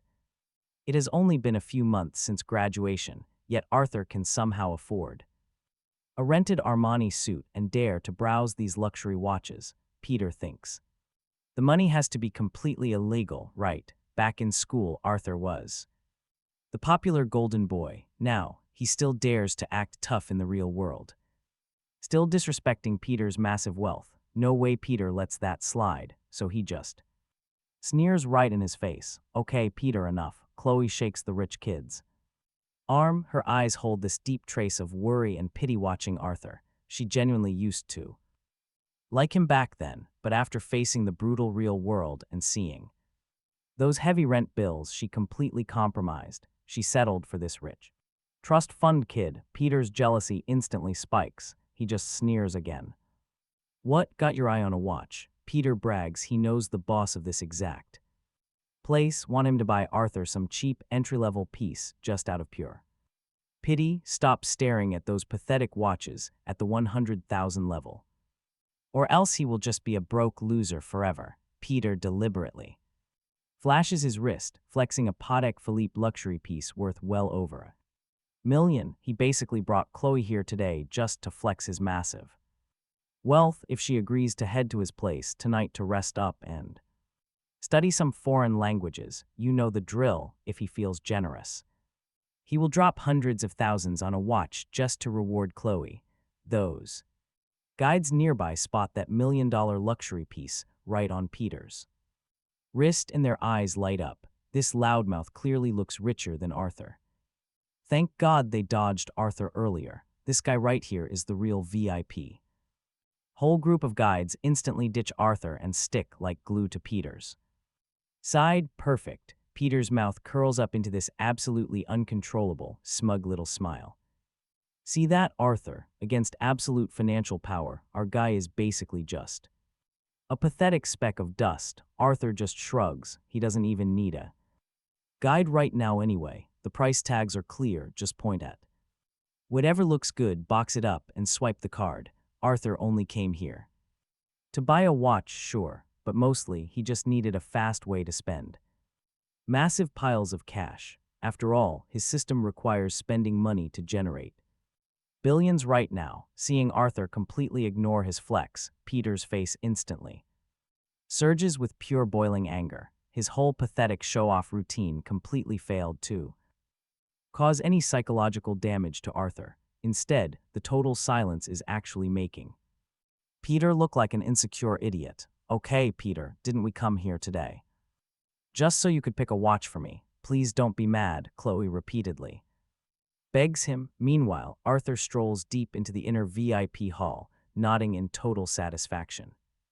Not bad, this price tier actually works for him. Those outside watches are way too cheap. They definitely will not trigger any good system rewards. He points. This one, and this one. Arthur casually selects a few insanely expensive pieces and just slaps them on his wrist to test out. Peter and the guides finally come trailing in right after. Get ready for this. They spot Arthur holding 8 collector tier watches worth millions each. Holy crap, what on earth is he?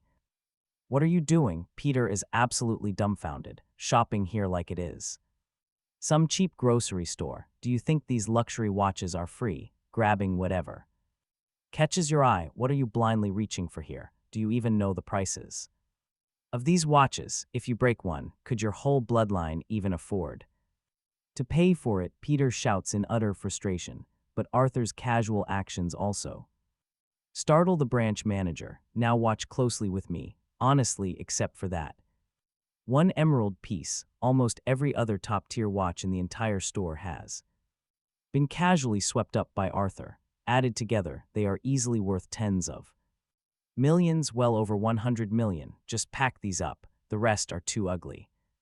Arthur waves his hand casually. Peter just sneers. Keep pretending, you broke loser. Let us see how long this act lasts. Your broke reality will definitely show when that card declines later, just as Peter eagerly prepares to watch Arthur completely embarrass himself. The system notification sound suddenly chimes right inside Arthur's head again. Detected host spent over 7 billion purchasing ordinary luxury watches. Rewarded with 45% of global shares in the Vacheron Constantin company. Interesting. Arthur raises an eyebrow. It seems his previous guess was dead right. The system rewards actually depend heavily on the specific context of the massive purchases he makes. He looks back at Peter with genuine sympathy. In the brief time he spent mocking him, Arthur has already earned controlling stake in a top global luxury brand. Just swipe the card. He casually hands over the Dongfa Supreme black card. Seeing that heavy metal card, Peter's heart violently drops. A black card means liquid assets strictly over 100 million. How could this kid possibly have a real one? Peter is completely dumbfounded while swiping it on the terminal. The Vacheron Constantin Internal Information General Network immediately pops up a massive encrypted red message. The branch manager, Gordon, is totally startled. This situation is incredibly rare. It means the owner of this bank card paying right now is a highly encrypted top-tier executive of the entire Vacheron Constantin company. Stick with me. Could it actually be him? Gordon looks at Arthur in sheer astonishment. Mr. Arthur, please wait one moment. Arthur asks doubtfully. This sudden attitude change must be related to the Vacheron Constantin equity he just obtained. Arthur suddenly acquired 45%. The shares, completely becoming the actual controlling shareholder of the entire global brand. Finally revealed yourself, right? Card declined. Peter breathes a massive sigh of relief, laughing out loud. I told you this kid was simply showing off. But wait, after entering his override password, Gordon finally sees the fully decrypted shareholder information. Massive beads of sweat instantly pop out on his forehead. His entire body is soaked in icy cold sweat. He hastily jumps up from the terminal and bows a full 90 degrees respectfully to Arthur. I am so sorry, Chairman Arthur. I was completely blind to your true status. I truly did not know the big boss graced us with your presence today. Such a supreme boss coming to this specific store, only buying some seemingly broken watches worth a few million. He is clearly just beating around the bush to reprimand their absolutely poor inventory. Chairman Arthur, I should never have let these low-grade mass-produced goods dirty your eyes. Please wait a quick moment for me. After saying that, he turns around and sprints into the most secure core inner vault. Back in the VIP room, Gordon stands before the massive safe. Click, click, he opens it extremely cautiously, pulling out a stunning purple wood box detailed with pure gold. And diamonds, lots of diamonds. Phew, this has to be enough to match Chairman Arthur's supreme status. If he presents this absolute masterpiece, Arthur might actually be satisfied with this branch, even though Gordon is one of the top 3 Vacheron Constantin supervisors in the entire country. Arthur is the absolute owner now. One single sentence from him could strip away decades of his hard-earned glory and status. Gordon doesn't dare be even remotely disrespectful. Returning to the front desk, he smiles highly apologetic. Chairman Arthur, this is the only piece allocated to the entire country, a supreme tier watch from Vacheron Constantin's legendary La Cabinoters series. Since you need a watch today, this barely matches your status. Now, Arthur had heard some luxury watch names before, but he wasn't super clear on the specific grading. Cabinoters series, Peter yells, his voice literally cracking. Manager Gordon, what are you doing? Others might not know, but a rich second-generation watch collector like Peter, he knows. This exact watch is globally limited to 6 pieces, just 6 pieces in the entire world. Are you absolutely crazy bringing it out for him? Do you have a freaking problem? Gordon barks back. Chairman Arthur is the global controlling shareholder of Vacheron Constantin worldwide. Only a watch of this absolute caliber is worthy of his wrist. Gordon rebukes angrily. Manager Gordon, what did you just say? Peter is completely, utterly confused. His arrogant brain goes totally blank. Global controlling shareholder of Vacheron Constantin. Meanwhile, K.H. Lowe just stands there, covering her mouth in absolute shock. If I knew this back in college, no matter the cost, I wouldn't have lost this perfect boyfriend. I must be having a nightmare. Peter shakes his head, completely pale. Just absolute astonishment. Sigh. Gordon sighs in his heart. As long as this annoying little brat Peter doesn't cause more trouble or continue to provoke Mr. Arthur, everything is fine. Honestly, Gordon was also shaken to his core when he discovered that the young man standing right here was the brand's controlling shareholder. This watch isn't bad. Arthur straps on the Le Cabinoters, nodding in total satisfaction. At Gordon, you're very sensible. I'll remember you. After walking out of the Vacheron Constantin store, Arthur strolls around both sides of the high-end luxury district. Again, he buys a top-tier new phone and some random little gadgets that catch his interest, dropping several million. You and I love to see it. After strolling through the entire Devil Number 6 shopping district, our MC has changed into a brand new elite outfit, custom Armani suit, Vacheron Constantin on the wrist, Lamborghini Veneno keys in hand. He finally looks like a true mega-rich boss. Ping, a new message. Arthur opens WeChat, checking a text Lily just sent him. Arthur, where are you now? Are you free tonight? I said I'd treat you to dinner.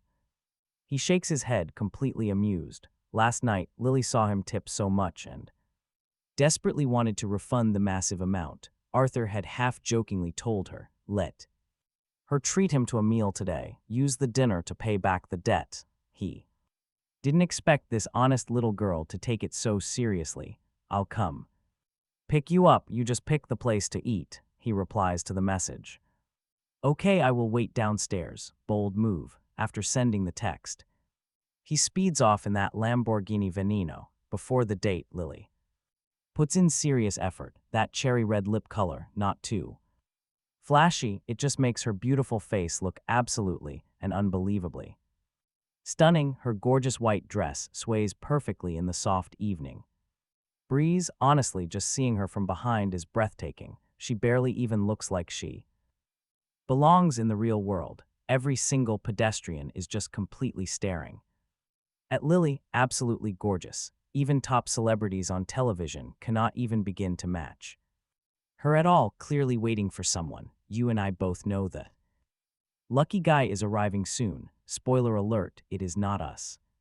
Lily is completely used to the whispering. She just keeps looking around, feeling a bit anxious inside, right until a fast black blur catches her eye. All that nervous tension finally begins to melt away. Click, the Veneno door swings right open. Sorry for the wait. Inside the car, he smiles and waves her over. Lily quickly nods and slides right into the Lamborghini. Did she finally pick a spot to eat, he asks. She searched forever last night, the priciest 3-star Michelin spot here is Zigwang. Dinner there runs tens of thousands, but she feels it still barely repays his massive gift.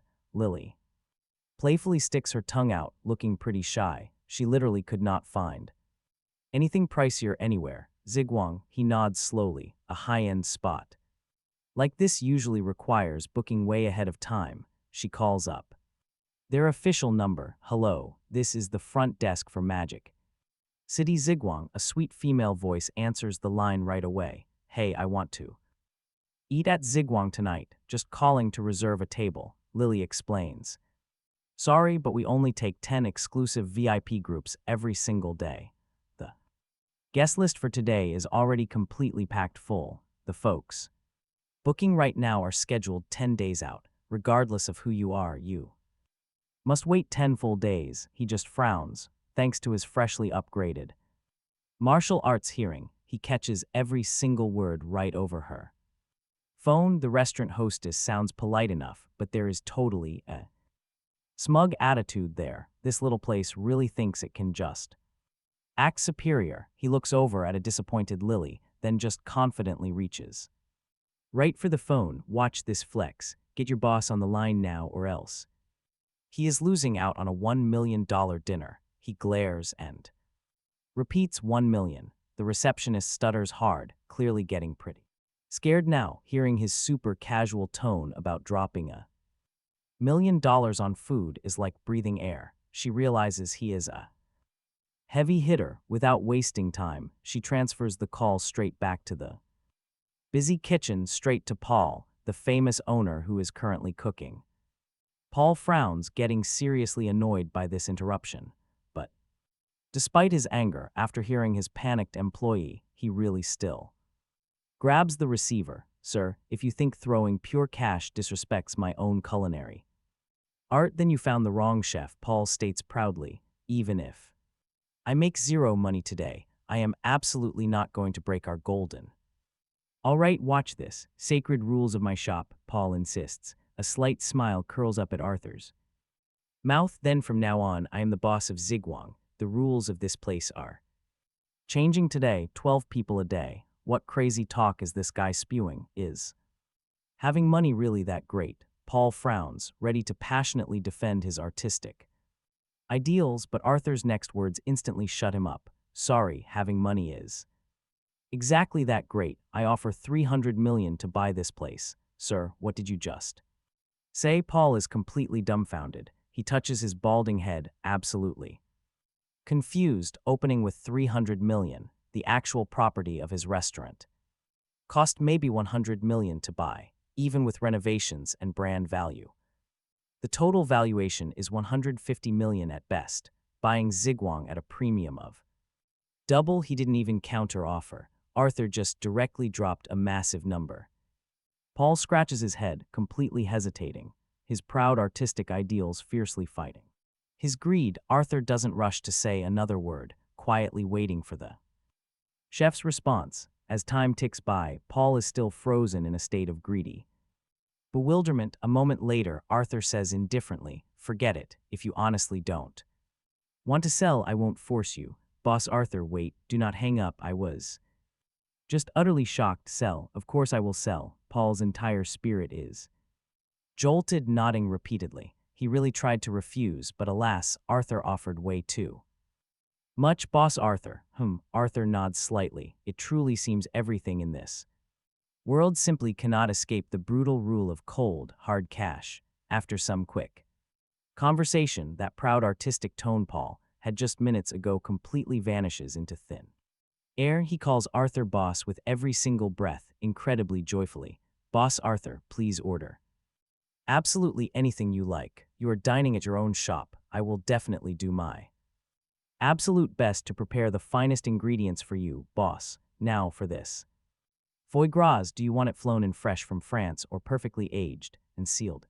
The Champagne region, boss. All right, you just decide what to cook, just serve it when I arrive. Arthur impatiently waves his hand, already getting annoyed enough by his sudden enthusiasm. But get this, a mere few $100 million directly turned a proud, stubborn chef into a total suck-up. The absolute charm of money is truly magical. Lily, standing right beside him, does not know whether to laugh or cry. I said I would treat you, Arthur. I honestly did not expect you to spend hundreds of millions to buy the restaurant instead. Haha, it is totally fine. I just saw that this restaurant has some serious investment potential, so I bought it on a whim.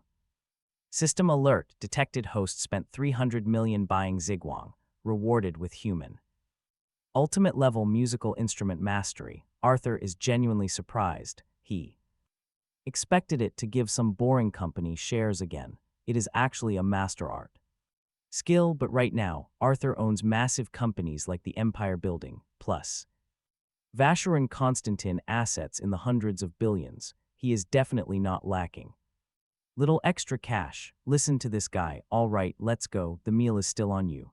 In order to let Lily realize her cute wish of treating him to a meal, Arthur smiles and says this playfully. Lily sticks out her tongue, amused into a cute laugh by the serious look on Arthur's face. The genuine charm of that sweet moment also makes his heart flutter a bit.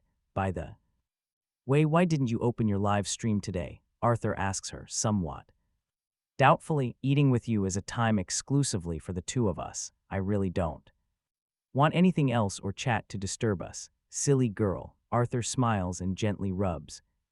All right, let's dive in. Arthur pokes her smooth forehead, facing this intimate gesture. Lily doesn't pull away at all. Instead, she leans right into his palm like a happy little cat. Her face glows with a massive, genuine smile. Then the Lamborghini roars to life, tearing down the street like a shadow, vanishing completely into the glowing neon city. Shortly after, arriving at the exclusive restaurant, parking the supercar right in the VIP lot of Zigwang, our main guy Arthur leads his girl toward those massive wooden doors. But hey, trouble is waiting. At the door stands a flashy, gold-toothed guy in a loud suit, holding a gorgeous woman. He smirks, tossing a really sarcastic look their way. Arthur just casually raises an eyebrow. This flashy guy, Blake, stares openly at Lily with obvious hunger. He chuckles. Zigwang only takes 10 groups a day. We are the lucky 10th group. You guys are totally locked out. But hey, if the pretty lady wants a tour, I can gladly show her around. As for you, buddy, pack it up and leave. Go back to whatever cheap slum you crawled out of. This seriously greasy guy is making his move on Lily, trying to buy her dinner while actively trashing our hero. Arthur has never seen someone try to steal a girl so shamelessly before. Just wow.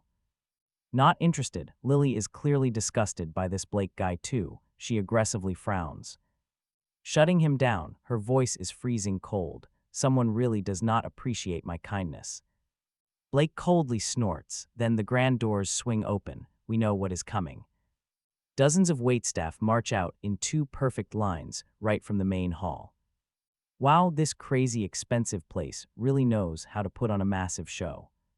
Haha, you guys really did not need to roll out the red carpet for me like this. Wait, hey, what are you doing? Blake honestly thought this incredibly massive welcome was for him. He definitely did not see this coming at all. Just as he gets ready to soak up all that sweet VIP attention, he gets violently shoved aside by the staff, kicked straight over to the curb like absolute garbage. Honey, what is going on? his glamorous date gets super annoyed immediately.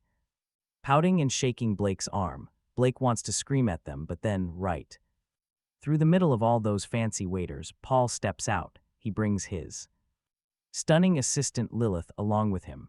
Oh wow, it is actually the legendary head chef. This French guy is famous for being incredibly arrogant, if he is coming out himself. A massive VIP must be here. Blake swallows his anger instantly. He tries to guess who this mystery billionaire is, only to see Arthur, the guy he just insulted, holding his gorgeous girl's hand, walking straight up that center carpet. Holy crap, who does this guy think he is? This is hilarious, just faking it to look cool. Security is going to absolutely destroy him in a minute. They will toss him right into the dumpster. He sneers coldly, but before the words even leave his greasy mouth, Paul and Lilith stop dead in their tracks, bowing right to Arthur and Lily, and in the very next second, pure madness. Every single person there bows 90 degrees to the floor. They scream out in total harmony, respectfully welcoming Boss Arthur. Wait, what? At this exact moment, Blake is left standing there, absolutely losing his mind. Boss, he is totally panicking. A ridiculously expensive luxury spot like Zigwang is somewhere. A guy like Blake can only dream of showing off at once. It is completely untouchable, but if the actual manager is calling Arthur the boss, then how? Let's see just how high his status goes, and Blake actually dared act arrogant. Trying to steal from a guy this terrifying, Blake knows he must be crazy.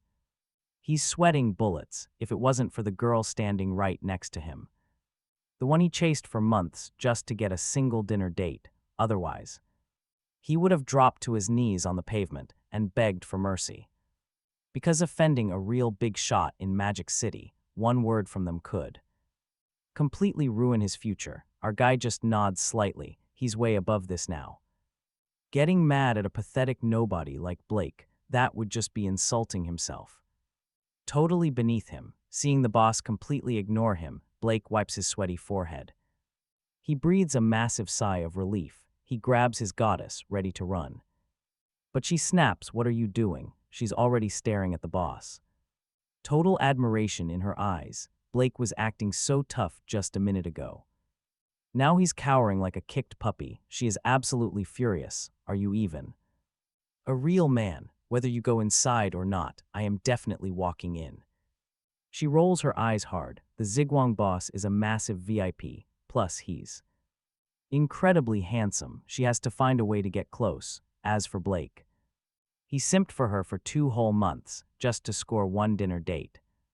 And now she's ditching him. Blake smiles bitterly, completely defeated. He has to follow the woman, sneaking inside while staying far behind our guy. Now watch this. The lobby decor at Zigwang is just mind-blowing. Absolutely top-tier luxury. The whole place drips with classical French aristocratic style, but the most eye-catching thing is that stylish, ancient grand piano sitting perfectly in the sunbeams. It completely steals the spotlight, glowing like the center of the room. This vibe is seriously luxurious, Lily whispers. Normal restaurants look like total garbage compared to the sheer class of Zigwang. Please sit down, Paul and Lilith enthusiastically invite our guy right to the absolute best VIP seat in the house. He and Lizzie sink into the plush seats. Here at Zigwang, every single table gets exclusive waitstaff, but our main group, they get the general manager himself, plus vice manager Lilith serving them personally. Who exactly is this young guy? She is ridiculously beautiful. Some guys are practically drooling, dreaming of her serving them. I am so jealous I could die, the other rich diners whisper. Lily watches the highly attentive, gorgeous Lilith. A flash of territorial jealousy definitely sparks in her eyes, but come on, at a high-end place like this, she won't dare make a scene. Our guy doesn't even have to order. The dishes are meticulously prepared by Paul himself. Every single plate is his absolute specialty. He even brings out a premium bottle of red wine, treasured for over a decade, just to use as a humble starter for him. Lilith pours the drinks herself, serving it gracefully for him and Lily. adding hand-carved blue ice cubes to the glass. Our boss nods slightly. This high-end drink is insane, and since it is Paul's personal treasure, the value of just this one small glass has to be at least 100,000. Not bad, but the taste is still lacking that delicate finish compared to Roman Conti, he says, casually swirling his glass. Lilith just smiles. Bitterly, Roman Conti is the undisputed emperor of red wines. If every other wine was compared to it, they would probably all just go out of business from shame. Stick with me, incredible dishes are brought out one after another under silver cloches. Lilith steps up. Behold the golden phoenix cupcake. The entire dessert is draped in edible gold foil, dusted with powder from the absolute finest. Rarest chocolate on earth. Holy crap, the legendary golden phoenix is here. Our MC is a total tycoon. You and I know 2 bites of this cost over 100 grand. We are looking at a literal billionaire, whispers a stunned diner. Arthur's eyes light up, his appetite instantly surging. The flavor of this cake is an absolute masterpiece. Next up, we get fresh French foie gras, shimmering golden caviar, and ice crystal king crab, a dozen top-tier world-class dishes hit the table. Each plate alone costs tens of thousands. Naturally, the nearby customers are absolutely floored. This single meal, factoring in those few vintage bottles of red wine, it has to be pushing $1 million, right at this exact moment. Every guy looks at their girlfriend instantly, terrified of getting completely replaced because their girls are just staring at Arthur. Sweating bullets, every single guy is getting ready to grab his girlfriend and run away. Fleeing now just costs them the dinner bill, if they wait any longer. Arthur is definitely going to steal their girlfriends too, after eating his fill of this absolute feast. Arthur stands up. He glances toward the classical piano sitting nearby. It is such an elegant vibe. Honestly, it would be a pity not to have some live music. Wait, Arthur plays the piano too. Lily's eyes completely light up with total surprise. He waves his hand, casually taking a seat gracefully at the piano bench. Let's watch this, because thanks to his system, he is basically a generational piano master. The exact second his hands touch those ivory keys, pure musical genius and raw emotion flood straight into his mind. As he plays a flawlessly complex melody, it feels like pure magic, pulling absolutely all the listeners in. It is like they are literally transported inside the music.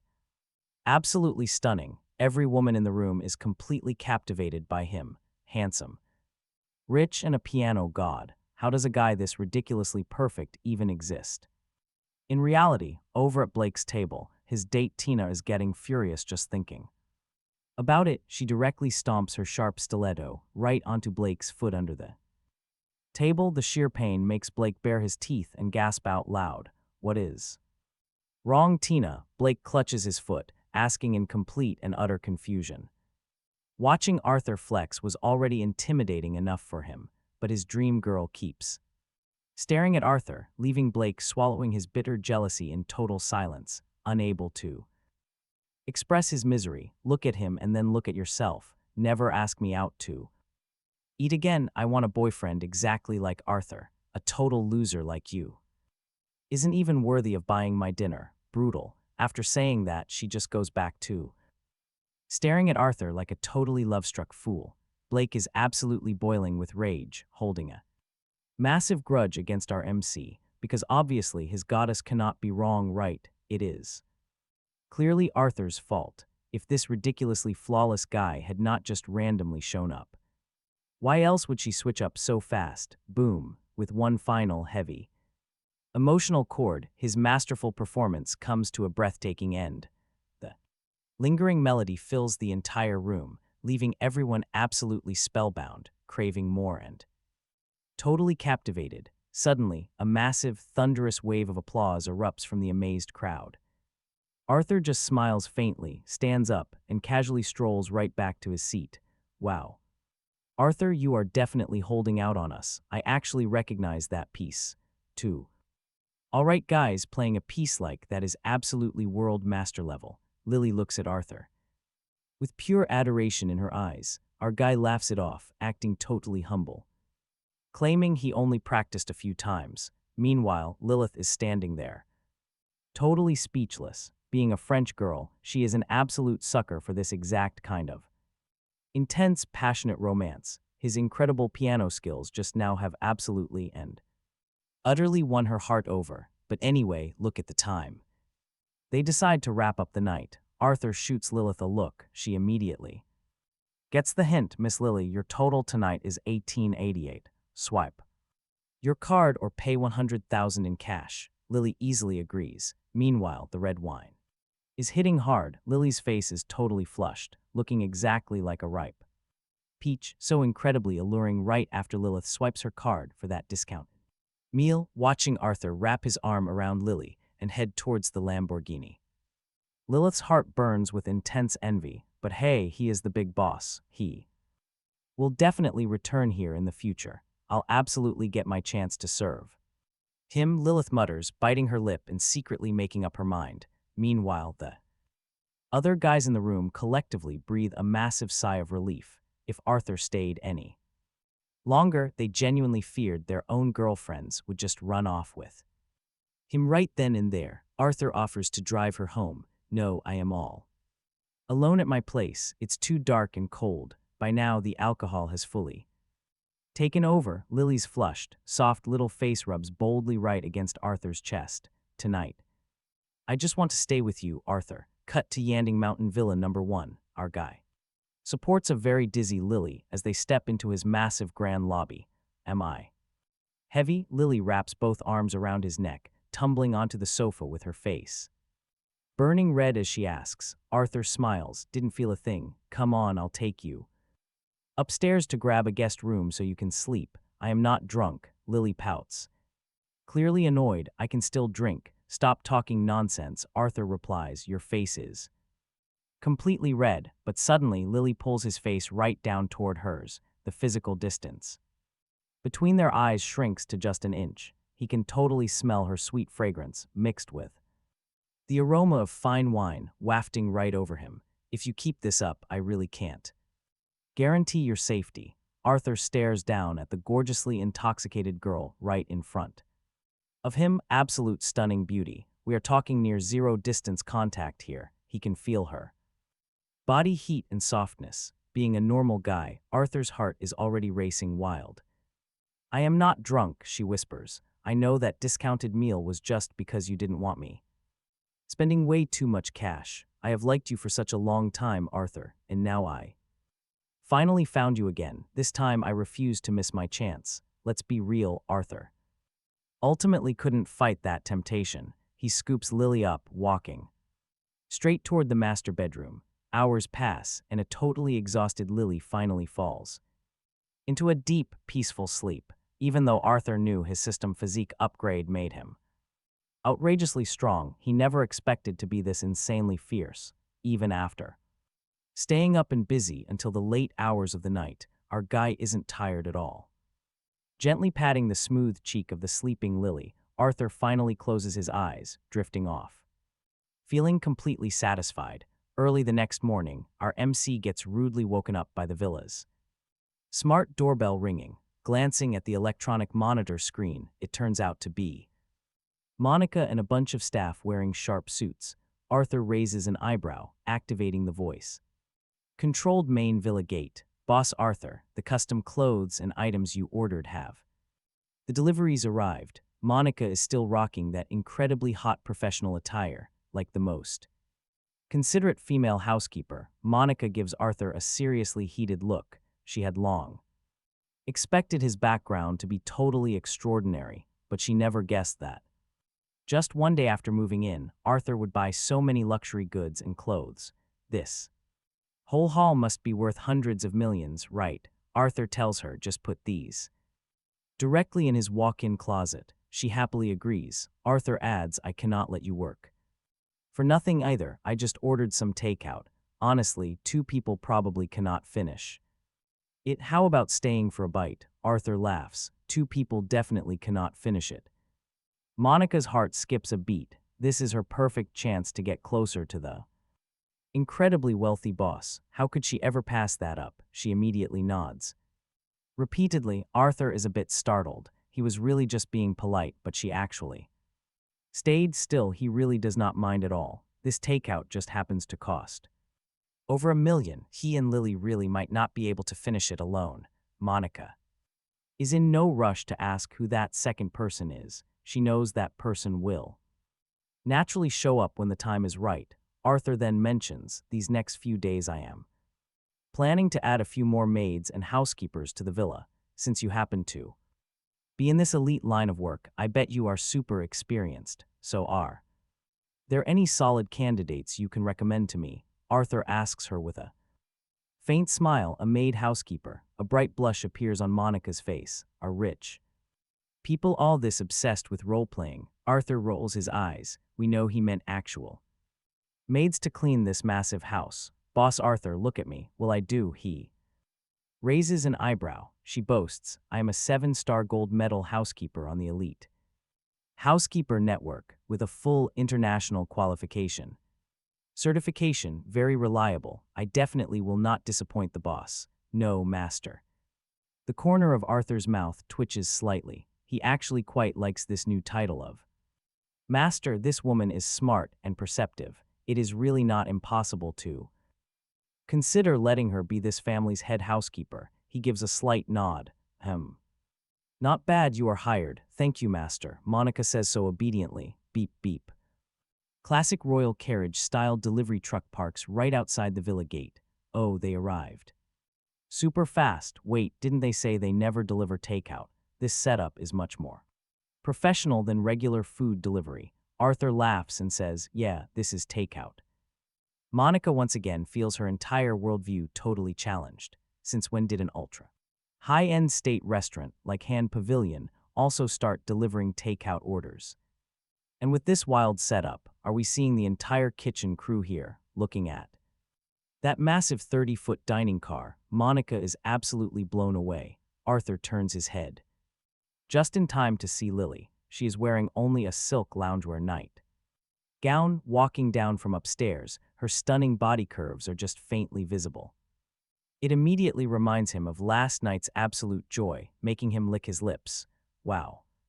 The very first moment Monica sees Lily, her heart trembles. She has always been incredibly confident in her own beauty, but seeing Lily makes her feel a truly rare sense of meeting her absolute perfect match. Sigh, it seems I can only peacefully be the master's maid housekeeper. Monica playfully sticks out her tongue. Her heart is still somewhat unwilling. No matter what, you and I know she must become his woman too. You are awake. Arthur smoothly pulls Lily, who is sitting on the sofa like a little white rabbit, snuggling right into his arms. He strokes her hair. I ordered takeout.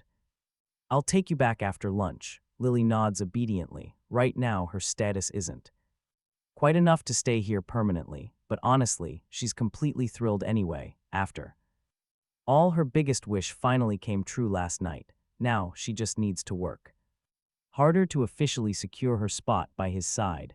Arthur glances over, noticing Monica pouting, her cheeks puffed out, clearly jealous. He just laughs, formally introducing the two girls. You know, women's friendships can be totally unpredictable. If they aren't competing for the exact same status, they can easily become instant best friends just because they happen to like the exact same guy. Arthur definitely learned that from observing internet fan clubs. Honestly, his initial fear of these two girls tearing each other to shreds upon meeting, yeah, that didn't happen. Instead, 5 seconds after introducing themselves, they act like childhood best friends reuniting after a decade. This whole dynamic is absolutely wild. What takeout did you order, Arthur? Just as he is sitting there speechless, Lily curiously lines in to ask, you'll see when it arrives. Arthur checks the multi-million-dollar antique clock hanging on the wall. Guessing the food is almost here. Course number 1, supreme boiled cabbage. The master chefs finally finish prepping everything out in the catering truck, rolling out the dishes with absolute, literal top-tier VIP banquet standards. Golden dragon coiling pearl, undersea Buddha jumps over the wall. 1. Legendary delicacy after another hits the table, you and I have never seen. Anything so alluring, this food demands absolute perfection in color, aroma, and taste. Hitting every single sense, pure luxury hiding behind simple presentation, masterful technique. Made to look totally effortless, Arthur had only heard rumors before. Today, he actually sees it. Sit down and eat with us. You've been working hard, Arthur. Generously waves the master chefs over. 2 girls plus him. There's absolutely no way they can finish this feast. Instead of wasting it, Arthur figures doing these elite chefs a solid favor. Works perfectly for his own secret little plans. Hearing this, the state banquet chefs completely freeze in panic. This single meal costs more than their combined salary for years. How could they possibly dare to sit and dine casually with a literal billionaire? But thanks to Monica's elite persuasion skills, the terrified chefs finally take their seats. This spread is easily the most satisfying meal Arthur has had since becoming wealthy. Sure, last night's Western dinner was incredibly luxurious and tasty, but the portions were an absolute joke. A gold leaf cake worth over 100 grand, gone in one single bite. He spent millions and left the restaurant hungry for genuine delicacies. We both know traditional banquets always win. Arthur smiles, nodding as he casually cracks open a bottle of national treasure. Fenjiu worth over 3 million. Come on, 1 glass each. No, no, no. The elite chefs practically jump out of their chairs, visibly trembling. Boss Arthur, a single glass of this is hundreds of thousands. We really don't deserve to drink something this expensive. If the billionaire gets mad and makes them split the check later, they'd have to sell their homes just to cover the debt. Haha, relax, it's totally my treat. Seeing the sheer panic on these master chefs' faces, Arthur just shakes his head, laughing out loud. It's fine, the chefs finally breathe a sigh of relief, looking at him like a literal god. Seeing their reaction, Arthur shakes his head in pure amusement, downing his insanely expensive glass.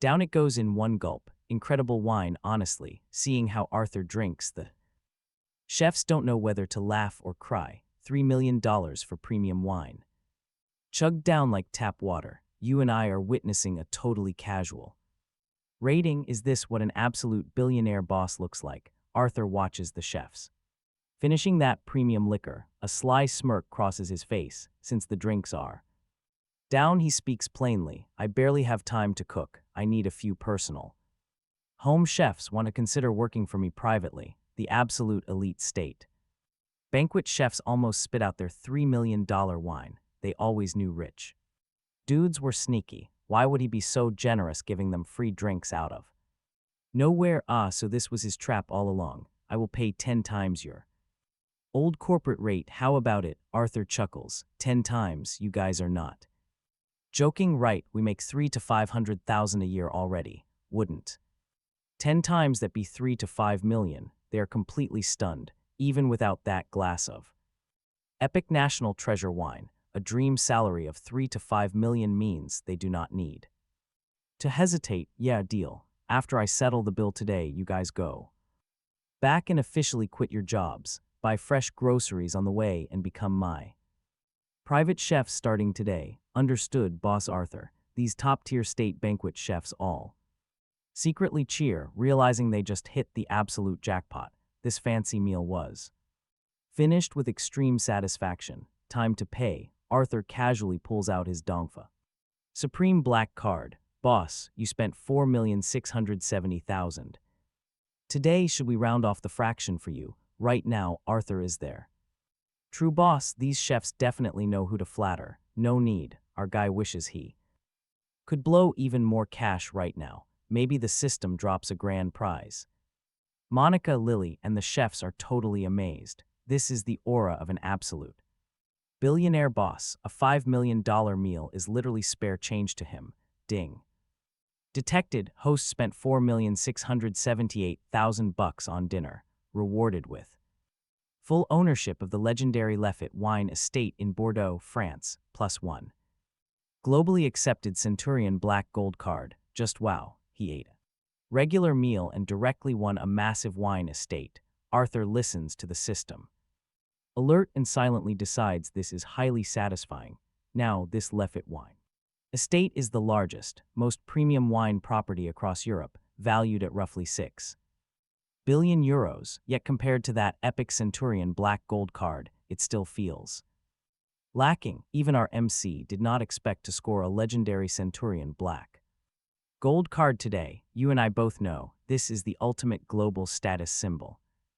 Only the absolute highest level government officials across the globe, or those massive billionaires and powerful individuals with completely untouchable identities hold this. The Centurion black gold card is famously crowned the king of credit cards. Its overdraft limit basically does not exist. That is an absolutely terrifying level of wealth. Once those fancy chefs leave, Arthur also gets ready to drive Lily home. As for cleaning the massive villa, naturally Monica takes charge of hiring a professional cleaning squad. Vroom, the sick Lamborghini Veneno stops dead at the Fuhua residential gates like a flash of lightning. After one goodbye kiss, Lily steps out of the ride. He casually unlocks his phone, checking for new messages. He definitely didn't expect his notifications to totally blow up. Arthur, is this guy in the video you? Absolute legend boss. Arthur, you just went crazy viral online.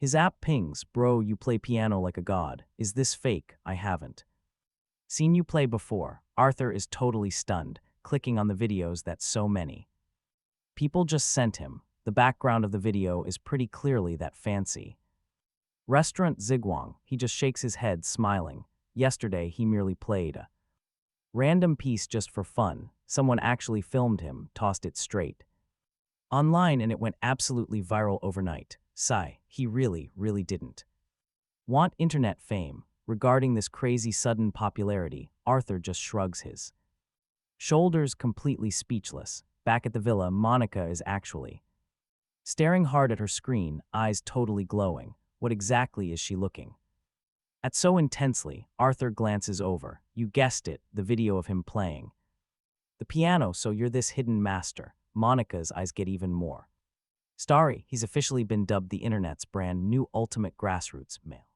god. If he started streaming right now, showing his face and riding this massive hype train, he could easily become an absolute superstar overnight. Maybe even the new national husband title, but Arthur shuts that down. Forget it. National husband, I'd literally die from all the endless messages. Arthur rolls his eyes hard. Monica covers her mouth, smiling. That kind of cute look is rare for her. Ding dong. Arthur raises an eyebrow. Who is it? He glances at the security screen. Oh, it's those female applicants for the elite maid jobs Monica arranged. At first, they acted way too proud to visit a private house, but hearing about that 8 million salary, they couldn't wait until evening, fixing their makeup and rushing straight to Yunding Mountain Villa number 1 in a panic. Talk about hardworking. Arthur mutters, not sure if he should laugh. Outside the massive front door, Grace Guan Ruyu grips her own arm, looking super conflicted. She's definitely worried. What if the boss is some creepy old man, offering such a crazy high salary just to demand some shameful favors? If so, how should she handle it? Give in to the money. Right as she's standing there, completely torn apart by this, the door opens. Watch closely, folks. She takes a breath. Whatever happens, it's a shot at 8 million a year. She has to try and grab it. Grace and the 9 stunning girls behind her step into Villa 1. Together, welcome to Villa 1. I'm the head housekeeper here, Monica. Monica stands tall, instantly flipping back to her strict, intimidating royal sister persona. Hello. I'm Grace. Grace stammers out nervously, even though these girls have top-tier academic degrees and solid skills. It's the first time they've seen a housekeeper like Monica. She has this crazy mature beauty mixed with a terrifying boss aura. Naturally, they're all sweating bullets right now. No need to be nervous. I'm just working for the master. Monica respectfully bows down toward Arthur lounging on the couch. Master, hearing that anime-style title actually makes these naive girls who barely know the real world instantly turn completely red. but when they see Arthur flashing a handsome smile from the sofa, they blush even harder. Wait, is that not the viral piano male god from their feeds? The girls all widen their eyes in pure shock. They were totally expecting the villa owner to be some creepy, bald, filthy rich old guy.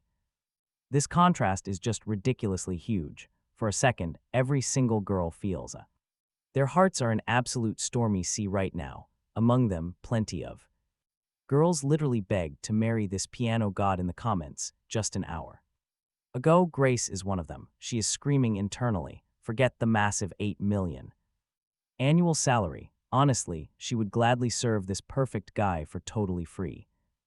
Our MC tells them to relax. Just cleaning and managing the massive villa is all they have to do. Arthur sees they are worried and calmly explains, but no.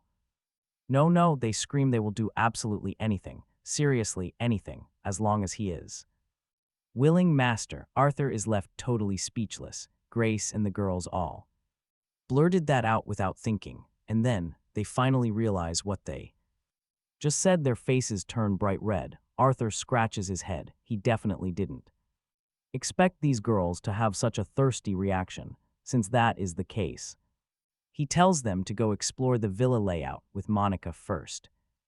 Yunding Mountain Villa sold for over $1 billion. It naturally packs its very own hidden strength, just the bedrooms alone, number 9, not to mention how massive the main villa body actually is. Plus, the basement level is just completely different from what normal people expect, an entire hollowed out mountain serves as the basement for villa number 1. After getting familiar with the massive place, the maids are absolutely blown away. If you are from Magic City, you know the legendary name of Yunding Mountain Villa. Villa number 1 is literally the absolute king of them all, but only by seeing it. Do you realize the absurd luxury inside? With zero objections, they will sign the contracts right now. Thanks to Monica's insane efficiency, it took exactly 1 day to prep these ironclad agreements. We have absolutely no problems. The girls quickly check the paperwork and agree eagerly. Arthur nods slightly. He directly pays their massive salaries up front. By nightfall, he is just relaxing. With the maid squad officially established, the huge villa finally has a bit more of a lively domestic vibe. Before, Arthur living alone in that massive villa definitely felt pretty lonely. Now, when bored, he grabs a few maids for board games, taking penalty drinks for losing, or they all swim in the open air heated infinity pool up on the villa roof. He is honestly living so incredibly comfortably. A normal guy's entire lifetime of experiences could not even match the pure thrill of his single night. Being mega rich feels really amazing. Master, what are you doing? Come play. After adapting to their new environment, the maids are having the absolute best time, even though Yunding Villa is huge with 10 of them cleaning together. The chores are quickly wiped out fast. After finishing up, they can happily hang out with their handsome, ridiculously wealthy master. Heaven could not beat this place, but Arthur just waves his hand. Now stick with me here. His totally dead college group chat where no one spoke for a whole year suddenly blew up. Literally 99 plus notifications. What is happening? Our MC is genuinely surprised. After graduation, that class group chat was completely dead. Literally no one spoke a single word for half a year. Tonight, it suddenly caught massive fire. Clicking in, he finally spots the pinned announcement. It reads, "Old classmates, the college internship period is officially over, right? If you are free in a couple of days, let's gather up." The guy who posted the it all starts with Chris, the old class monitor. His announcement totally reignited the old college chat. You and I know how these messy reunions go. Of course, the topic quickly shifts to work, and the complaints endless. One guy rants about his nightmare boss forcing daily overtime and actually claiming working 12 hours a day is some huge blessing. Yeah, right, skipping overtime pay is one thing, but expecting gratitude on top of it, absolute madness. Meanwhile, others are saying, hey, at least you have a job. I am still completely unemployed here. Just thinking about it brings tears. But wait, Peter should be doing great. Right, he is a trust fund kid after all. Someone immediately snaps back. Show some respect, he is already a high-level executive over at his dad's company. I actually work for him now. Everyone gets super envious. Classic rich kid perks. Then someone asks about Chloe, the ultimate class beauty. Rumor says she and Peter are officially a couple now. Reading this, the corner of Arthur's mouth curls up into a smirk. Honestly, it is a hilarious coincidence. These two getting hyped up by the class. Our MC literally just bumped into them while shopping for a luxury watch recently, when those two realized that he was actually the major controlling shareholder of Vacherin Constantin. Their eyes almost popped right out. Arthur still remembers their absolutely hilarious, stunned faces. Priceless. Suddenly, Peter finally chimes into the chat, playing hard to get. His fans panic. Please come, Peter. You are the absolute best guy in our entire class now. The reunion is totally pointless without you there. Yeah, exactly. I still need a job. Maybe you can hook me up at your massive company. Flattered to the absolute heavens, Peter is totally eating up all this massive praise. He types back, laughing, "No problem at all, guys, since you all respect me this much. I will definitely show up. By the way, where is Arthur? Back then he was the class golden boy. Didn't Chloe have a crush on him?" Dave's blunt message drops. Absolute shockwave. That one brutal sentence instantly sinks Peter's massive, inflated ego. Watch your mouth, Dave. Why are you bringing up old drama and trying to expose Peter's old wounds? Wayne, one of Peter's loyal little corporate lapdogs, barks back. Dave types back, "What is wrong? Am I not allowed to speak the truth here?" The guy is famous for being totally blunt, showing absolutely zero fear. Right as a massive virtual brawl is about to explode, our MC Arthur casually drops a message. "Since everyone is so eager to meet up, let's do it." Arthur is finally here. "How are things going, man? I heard you ended up at some decent software company." Honestly, most of the jealous guys in chat are just praying that Arthur failed in the real world so they can laugh. Zach fires back. "Boss Arthur's achievements are way beyond what you peasants could ever imagine." Zach refuses to let anyone disrespect his boss. He absolutely has to speak up and defend him.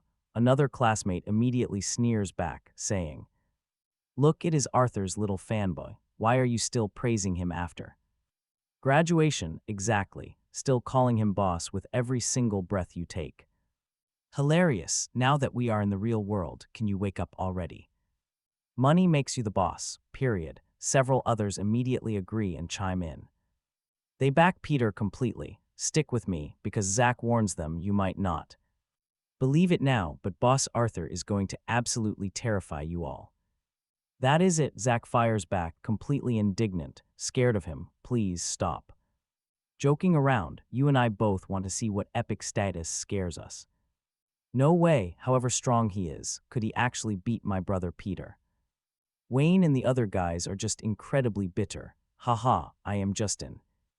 Unemployed nobody now, nothing to talk about. Arthur actually sends a message to stop Zach from saying anything else. Unemployed nobody, got fired, there is no way.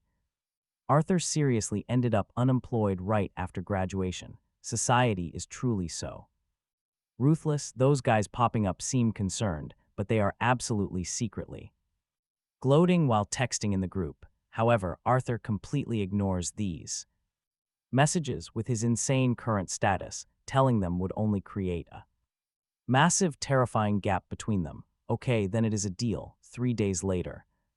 Magic City Feng Restaurant. Chris types back, "What is Feng Zan Restaurant? Never even heard of it. Eating there is way too degrading." Haley, who has not spoken much all along, finally speaks up. "Prices at Feng Zan are not cheap. Average cost is several $100s per person. Most of us are interns. I even think that is expensive." Chris is genuinely surprised by her tone. "I talked to my boyfriend. He said in 3 days he will book Han Pavilion for us. When the time comes, everyone can just head straight to Han Pavilion." Sitting before her screen, Haley curls her lip. The total disdain in her eyes is absolutely obvious. Stick with me here. Magic City's legendary hand pavilion, that's super. Spot is hailed as the absolute 5-star peak, the average cost. There is at least tens of thousands, dozens of us gathering for a massive meal. Would that not be hundreds of thousands? What does everyone think about it, class? Monitor Chris asks, no problem. A massive VIP is treating. I definitely want to go. Expand my horizons and actually see such a super big shot, the other classmates immediately agree. Most normal people have never even stepped foot in a restaurant of this elite tier. Someone else is footing the bill. Of course, they have to go and broaden their horizons. Okay, then it is settled. Chris finally finalized the details. Watch this. Arthur shrugs his shoulders completely indifferently. He is just meeting a few good buddies he actually got along pretty well with back in college. As for how everyone else acts, it does not matter to him. Master, the door opens. Monica steps in wearing a stunning black silk outfit. One single glance makes Arthur's blood absolutely boil. He hastily puts down his phone, trying hard to control his breathing. Such a gorgeous beauty with a fiery figure and that incredible mature sister vibe, wearing black silk suspenders, exposing flawless legs, standing right in front of him. Honestly, any man alive would find it completely impossible to stay calm, right, doing what a maid should naturally do, serving her master. Monica bites her lip, looking right at Arthur with it intensely fiery gaze. Gulp, he licks his lips. Before he can even speak, Monica walks to his side with those long legs and starts massaging. Honestly, compared to Lily, Monica understands things so much more. No matter what, she makes Arthur feel incredibly happy. Every single location in the room, the balcony, and the massive panoramic sofa in the bedroom, every spot brings him profound memories and absolute joy. Ultimately, everything finally ends amidst Monica's sweet pleas. After bathing, only then does he contentedly embrace that stunning body and finally fall asleep. His national martial arts transformation gave him a ridiculously tough body, completely different from any ordinary people. Naturally, our guy gets to enjoy some serious perks, no matter the outcome. Arthur already scored exactly what he wanted. Monica gazes at his profile with pure adoration in her eyes. Completely satisfied, she drifts into heavy sleep. 8 a.m. sharp, and here is where it gets crazy. Those elite chefs Arthur hired step up, flawlessly prepping premium ingredients for his breakfast. These top-tier culinary masters are not just amazing cooks, they are elite nutrition experts. They designed a fully custom menu for Arthur, ensuring maximum health benefits without sacrificing a single ounce of flavor. And of course, extreme stamina tonics are an absolute must. The chefs easily agreed on this the second they saw his massive villa completely packed with gorgeous lace-wearing maids. Honestly, you and I both know rich guy perks are wild. Having absolute stunners just doing basic sweeping chores. Yeah, right, we all know that is not their only job. Chef Chen raises an eyebrow, laughing with a totally sly grin. So many girls, how does the boss survive? Every single night. If he plays too hard and wrecks his body, absolute disaster. The head chef coldly snaps back, with elite culinary masters like us around. If Arthur's health fails over basic stamina issues, we should be totally ashamed.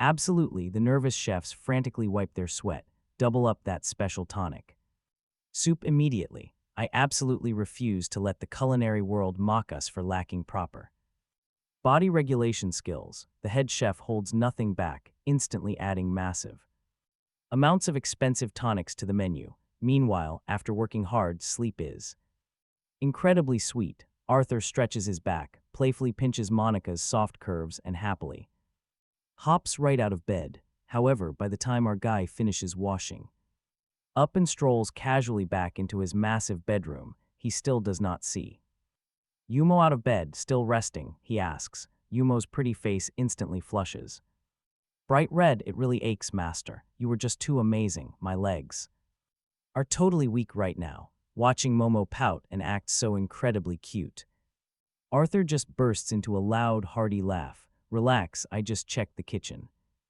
Breakfast is loaded with supreme nourishing tonics. It is honestly more than enough to completely restore your stamina. Momo's face burns even brighter red.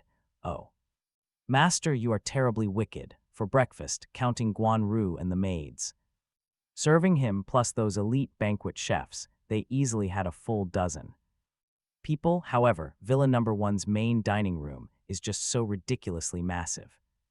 A dozen people grabbing their seats does not feel remotely crowded at all. Honestly, it totally gives off the grand vibe of a powerful aristocratic family. Gathering, sitting proudly in the master seat, Arthur tastes the fresh shrimp and silky egg dish, realizing that if this exact delicacy hit the Han Pavilion menu, one tiny bowl would cost an absolute fortune. Oh right, boss, we came here to serve you. The Han Pavilion's owner totally let us go without fuss, and actually encouraged us to work hard here. He even made absolutely sure we brought you this legendary Black Dragon Supreme Gold card. Head chef Jianfeng then incredibly respectfully hands the sleek Black Dragon card directly to Arthur. Our MC simply raises an eyebrow. It really is not hard to decode the Han Pavilion owner's hidden motive here. Let's be real, that guy clearly figured out Arthur is a massive powerhouse. Since offending Arthur is basically suicide, he is desperately trying to build a good terms. So what's the deal with this Black Dragon Supreme Gold card? Arthur asked with a smirk, for them to actually hand this over as a welcome gift. Yeah, definitely not your average piece of plastic. The Black Dragon Supreme Gold card is literally the top-tier VIP pass at Han Pavilion. Until today, there were exactly two owners. The first is Warren Buffett, invited for a meal at Han Pavilion 2 years back. The second, Chairman Wang from the massive Yida Real Estate Group. Arthur just raised an eyebrow. Warren Buffett, he knew well. The absolute legend of global finance, widely worshipped as the stock god across the globe. So that billionaire actually showed up too. Han Pavilion for lunch. As for Chairman Wang of Yida Real Estate Group, well, he was dominating the richest man in Huxia spot for multiple years straight. He was a total household name, completely needs no introduction. Arthur tucked away that Black Dragon Supreme Gold card. Having this little beauty let you eat completely free at Han Pavilion for life. Plus, it treated you as the absolute highest VIP guest, opening doors to the top-tier Black Dragon Pavilion private dining room. Seriously, the Black Dragon Pavilion literally will not open for anyone without this exact card. It is an insanely exclusive private room, meant only for hosting those supreme Black Dragon card holders. Now, the elite chefs stressed this fact again and again. Free meals for a lifetime. You and I know that is insane. Arthur smiled, shaking his head. Guess dropping over 5 million on one single meal thoroughly terrified the boss of Han Pavilion. Business out of the way, those master chefs excitedly presented their signature dishes to Arthur, hitting the topic of those special health tonics. They heavily emphasized the benefits, really wanting Arthur to eat up and recover. Arthur totally caught their drift, honestly, not knowing whether to laugh or cry. After all, he was now a literal grandmaster of martial arts, with limitless internal energy and life force as deep as the ocean. How could he possibly be worn out from just doing that kind of thing? Anyway, breakfast wrapped up, he straight up asked for the head chef's bank account, casually wiring 10 million right over. Boss, what is this? Du Jianfeng stared wide-eyed, completely terrified by Arthur's insane flex. Oh, that is just the grocery budget for the ingredients. When you shop, only grab the absolute highest tier stuff available. If that is not enough, just say the word and I will send more. Arthur laughed. Enough, seriously, it is plenty. Du Jianfeng did not know whether to laugh or cry. Sure, top tier ingredients cost a ton, but dropping 10 million on groceries at once was way too ridiculous. Look, do not save me money. I am not afraid to spend cash right now. My only fear is actually failing to spend it all. He secretly wished they would literally burn through all this cash in a single day. Next, he wired 10 million to Guan Roy too, for the household daily items and groceries, whatever you buy, just get the absolute most expensive options, I figure. 10 million will not last very long either. Need more, just say so, after. Shopping just past the expense, reports to Sister Yu 10 million will not last long. Who even talks like that? Since crossing paths with Arthur, we watched everyone feel their concept of money completely shattered to pieces. Oh, right. Accompany me to the dealership later, Arthur said, glancing right at Yu Momo. She was secretly giggling to herself. Ah, master, are you planning to buy another car? Momo's eyes went wide. She stared in total shock. Wait, is the Lamborghini Veneno not enough for you? It's just one car, and honestly, it doesn't help when we all need to grab groceries. Plus, honestly, that broken car of mine only has 2 seats. Super inconvenient. Arthur just shrugged. He wanted something massive. Wait, a broken car. Everyone in the room internally screamed, are you and I hearing this right? A Veneno worth 70 or 80 million was just some useless, broken ride with only 2 seats. If you want a new ride, master, there's a massive auto show in the Magic City. Right now, you should check it out, Momo suggested, finally recovering from her shock. An auto show, perfect. That saved him the annoying hassle of visiting dealerships one by one. The Magic City Auto Show would definitely have all the insane luxury cars you could ever imagine. All right, get ready, we're heading straight to the show. Got it. Momo quickly ran out to get the car ready. An hour later, Arthur stepped right out of the Veneno. The massive venue was already totally packed with people. Honestly, most folks were just there to feast their eyes, knowing damn well they couldn't afford anything, because this specific auto show covered 50,000 square meters, packed with every single top-tier luxury brand in the Magic City. Momo had done her homework on the way and nodded eagerly. All right, let's head inside. But the crowd noticed them. Whoa, a Veneno. Super rich boss driving an 80 million luxury car straight to the auto show. He's totally here to buy something insane, right? Oh, for sure. Definitely not broke like us, just here to look. Man, let's just follow this rich god for a bit and broaden our horizons. The Rolls-Royce exhibition area sat in the absolute dead center of the show. The main attraction was the absolute peak of the brand, a fully loaded Rolls-Royce Phantom, and that golden hood ornament up front. It practically screamed pure luxury, staring at that absolutely massive, imposing body and boss-level presence. Arthur was instantly sold. This is the one. He casually pointed straight at the fully loaded Phantom. How much? I'll take it. The massive crowd of spectators trailing behind our guy were absolutely dumbfounded. Tell me, is this how the super rich actually operate? That tone. Why did it sound like he was buying cabbages at the local market? A fully loaded Phantom starts at 40 million minimum. It was just here to look pretty. They never expected anyone to actually buy it. Sir, are you serious? This Phantom is the upgraded fully loaded model. The price is 58.8 million. The staff stuttered in total shock. Holy crap, almost 60 million. Is this young kid really going to buy it?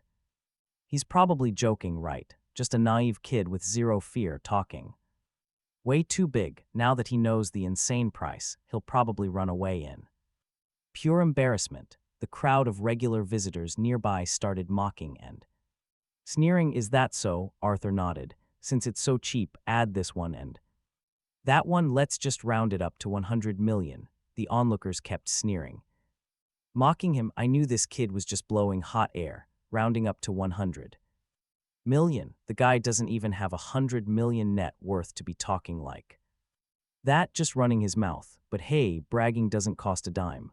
The chatter from the crowd made Momo, standing right beside him, pretty uncomfortable.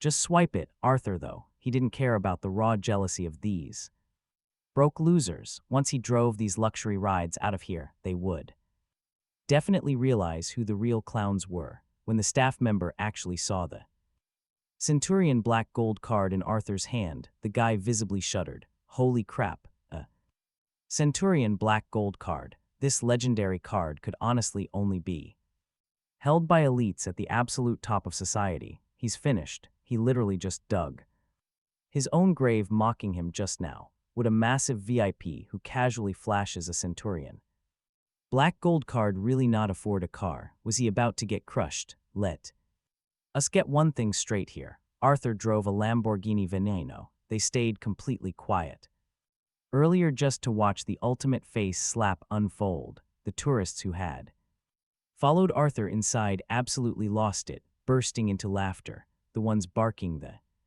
loudest earlier turned bright red, lowering their heads and desperately squeezing their way out of there. This was a literal titan. Can't mess with him, just can't risk provoking a guy like this. Time to run. Anyway, how long was the rep going to stand there frozen? After swiping the card, Arthur still had more shopping to do. He glanced at the sales guy, who was completely zoned out and speechless, frowning. To snap him awake, "Boss, please wait 1 second. I'll process this for you at absolute top speed." The poor rep snapped back to reality with a shudder. How could he dare neglect a huge boss holding a centurion black gold card? Paperwork that usually dragged on for days got rushed and completely handled in record time. "Mr. Arthur, the total is 138 million. The transaction is fully complete. Please keep it safe." The manager respectfully handed that gorgeous black card back to Arthur with trembling hands. Ding, the system detected he spent 138 million on vehicles, rewarded with 10 entire buildings of school district housing in the Magic City, 10 whole buildings of prime real estate. Arthur could not help but sharply inhale, completely stunned to his core. 10 big buildings did not mean 10 apartments. One building held at least 12 units. That meant over 100 apartments, right? 10 buildings of that premium housing easily meant 1 to 2,000 individual units, and these were top-tier school district houses in Magic City, even playing it totally safe at 1,000 units, averaging 15 million. Each. Arthur instantly bagged nearly 20 billion in pure assets. This was just too insanely awesome. He felt this massive wave of secret joy rushing through him. Soon he would lease out every single one of those houses. Every year he would pull in massive amounts of liquid cash, and if he ever got bored of being a landlord, he'd sell them in bulk. Why? Because having way too much property meant he could do whatever he wanted. Originally, Arthur thought that getting rich and just rolling in piles of cash every single day might actually feel kind of empty, but now, holding these houses, he could totally play the ultimate landlord for a bit. Makes sense why billionaires, who honestly don't have to lift a finger or could easily hire a property manager, still insist on knocking on doors themselves. He finally understood the mindset of those crazy rich elites. When you have stupid amounts of money, being totally idle gets really boring. Mr. Arthur, the manager beside him rubbed. All right, watch this. The manager rubs his hands humbly. Arthur just stares. Where should we deliver all these luxury cars for you? Arthur and his beautiful housekeeper are just 2 people, but this manager is incredibly sharp. He perfectly knows he needs an address. Arthur casually speaks up. Just send the entire fleet straight to Yunding Mountain, Villa number 1. Sort out the specifics. With Momo, Arthur points right at his gorgeous housekeeper. The manager vigorously nods.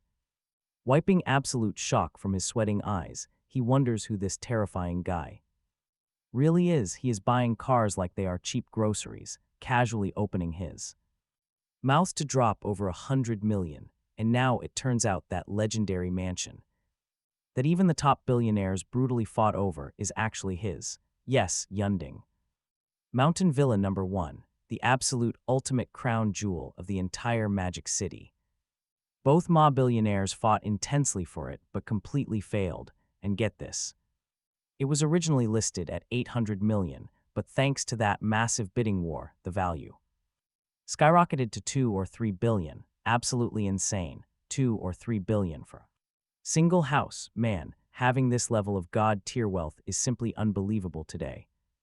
Arthur completely ignores the loud gasps of the surrounding crowd. He is totally used To it, he casually strolls right over to the next exhibition zone. Today, his only goal is buying luxury cars because his insane system pays him to spend. Even though Arthur already has hundreds of billions in total assets, his actual liquid cash is mostly just that 1 billion from the Empire Financial Building rent collection. For someone at his insane level, a single billion is basically just spare pocket change. It definitely does not match his actual net worth. After securing that massive SUV, Arthur steps straight into the elite supercar area, ready to buy absolutely anything he likes. He has endless funds, so it is time for a massive shopping spree. 36 million La Ferrari, bought. 73 million Maybach Zelero, limited to 3 units globally, bought. If it looks cool, it gets added to his cart anyway. The more he spends, the richer he actually gets. The price tag is completely meaningless. The tourists following him are staring in absolute disbelief. Several local internet influencers realize this is pure gold. They refuse to miss such epic content, immediately starting live streams. Their viewer counts absolutely explode off the charts. Look at this. This godly billionaire Arthur just bought over 30 incredible luxury cars worth tens of millions. Does he seriously view these insanely expensive supercars like cheap vegetables? It is completely terrifying to watch. Now, right up ahead is the Koenigsegg exhibition area, the absolute peak of luxury cars. Will our godly boss actually swipe his black card for one of those? Is that even a real question? Do not doubt him. His Centurion black card has a daily overdraft limit of billions. He could effortlessly buy out this entire auto show. Meanwhile, the Koenigsegg manager already heard the crazy rumors. An unbeatable godly rich boss arrived at the show today, effortlessly buying every single car that happened to catch his eye. Panicking, he desperately runs out to look, even from a very far distance down the hall. He starts bowing to welcome Arthur. A godly boss really commands respect. Normally, these Koenigsegg sales reps walk around with their noses stuck so high up in the air, they rarely even look regular customers in the eye. Yet today, they literally sprint outside to welcome Arthur. You and I are witnessing history here. One livestream viewer comments that his actual billionaire uncle once walked into their store. Let's look at the Koenigsegg exhibition hall, where everyone totally ignored Arthur. But see the difference. This is the world's absolute top limited edition sports car. Without a doubt, it's the undisputed king of this whole auto show. If it takes second place, nobody dares claim first. Is that right? Arthur casually sized up the Koenigsegg and smirked. It's all right, he said, just looks a bit ugly. The entire venue froze solid. $100 million hypercar was actually just called a bit ugly. Whatever, I'll buy it, Arthur decided. It just happens to round my spending up to 1 billion. He waved his hand. This purchase would perfectly hit that insane 1 billion milestone for the night, and maybe the system would drop a crazy reward. The crowd stood there, absolutely stunned, silent. This boss is way too terrifying just to hit a lucky round spending number. He casually dropped over 100 million on an ultra supercar. At first, they didn't believe the rumors, but seeing is believing. The pure spending power of these elite billionaires is honestly beyond anything normal people could ever imagine. Just wild. After a long day of reckless shopping, Arthur officially leveled up from a crazy rich boss to the wealthiest man in the entire country, completely satisfied. Arthur ordered the staff to drive his new Lamborghini Veneno back home, while he grabbed Momo and hopped into the Koenigsegg, ignoring the jealous car models. The second that engine started up, it blasted a roar even more aggressive than an Audi. If normal sports cars rule the mountain roads, this Koenigsegg is a straight-up roaring beast. With a tiny tap on the gas, the hypercar turned into a blur, tearing through the busy streets of the Magic City. Just an unmatched adrenaline rush, feeling that crazy speed from the absolute emperor of luxury cars. Arthur's mood went through the roof. Momo sat right beside him, watching in pure awe. Minutes later, the hypercar pulled up to the Yunding Villa area. Right then, Arthur's phone suddenly rang loud. Fang Han. Arthur frowned, then finally remembered. The founder of the Jincheng law firm. Since Arthur is the boss now, Fang Han would never call himself the founder. The lawyer spoke with intense respect, unlike others who could only guess Arthur's real background. This law firm's network was seriously huge, yet even they couldn't dig up anything on Mr. Arthur. This mystery left Fang Han feeling deep dread and massive respect for him. Now get this. Arthur used to be a broke guy missing meals for days, but now, every single day he is surrounded by top-tier cars and beauties. He casually drives a 70 million Lamborghini just to flex, and he even has 5 stunning housekeepers taking turns spending quality time with him, all because he failed a blind date which accidentally unlocked an insane spend money to get rich system. Right as Arthur parked the Koenigsegg back at his villa, the phone rang again. Fang Han, he frowned, putting the pieces together. The firm's founder, since Arthur owned it now, the guy wouldn't dare claim that title. Fang Han spoke up with total respect, unlike those other companies just throwing wild guesses at his past. The law firm actually had serious connections. Still, they totally failed to uncover the truth behind Mr. Arthur, leaving the lawyer feeling deep terror and absolute respect for him. Haha, you are way too polite, Arthur laughed out loud. We know a big boss like you is managing endless affairs. Fang Han knew Arthur was always busy, but politely asked to spare a brief moment.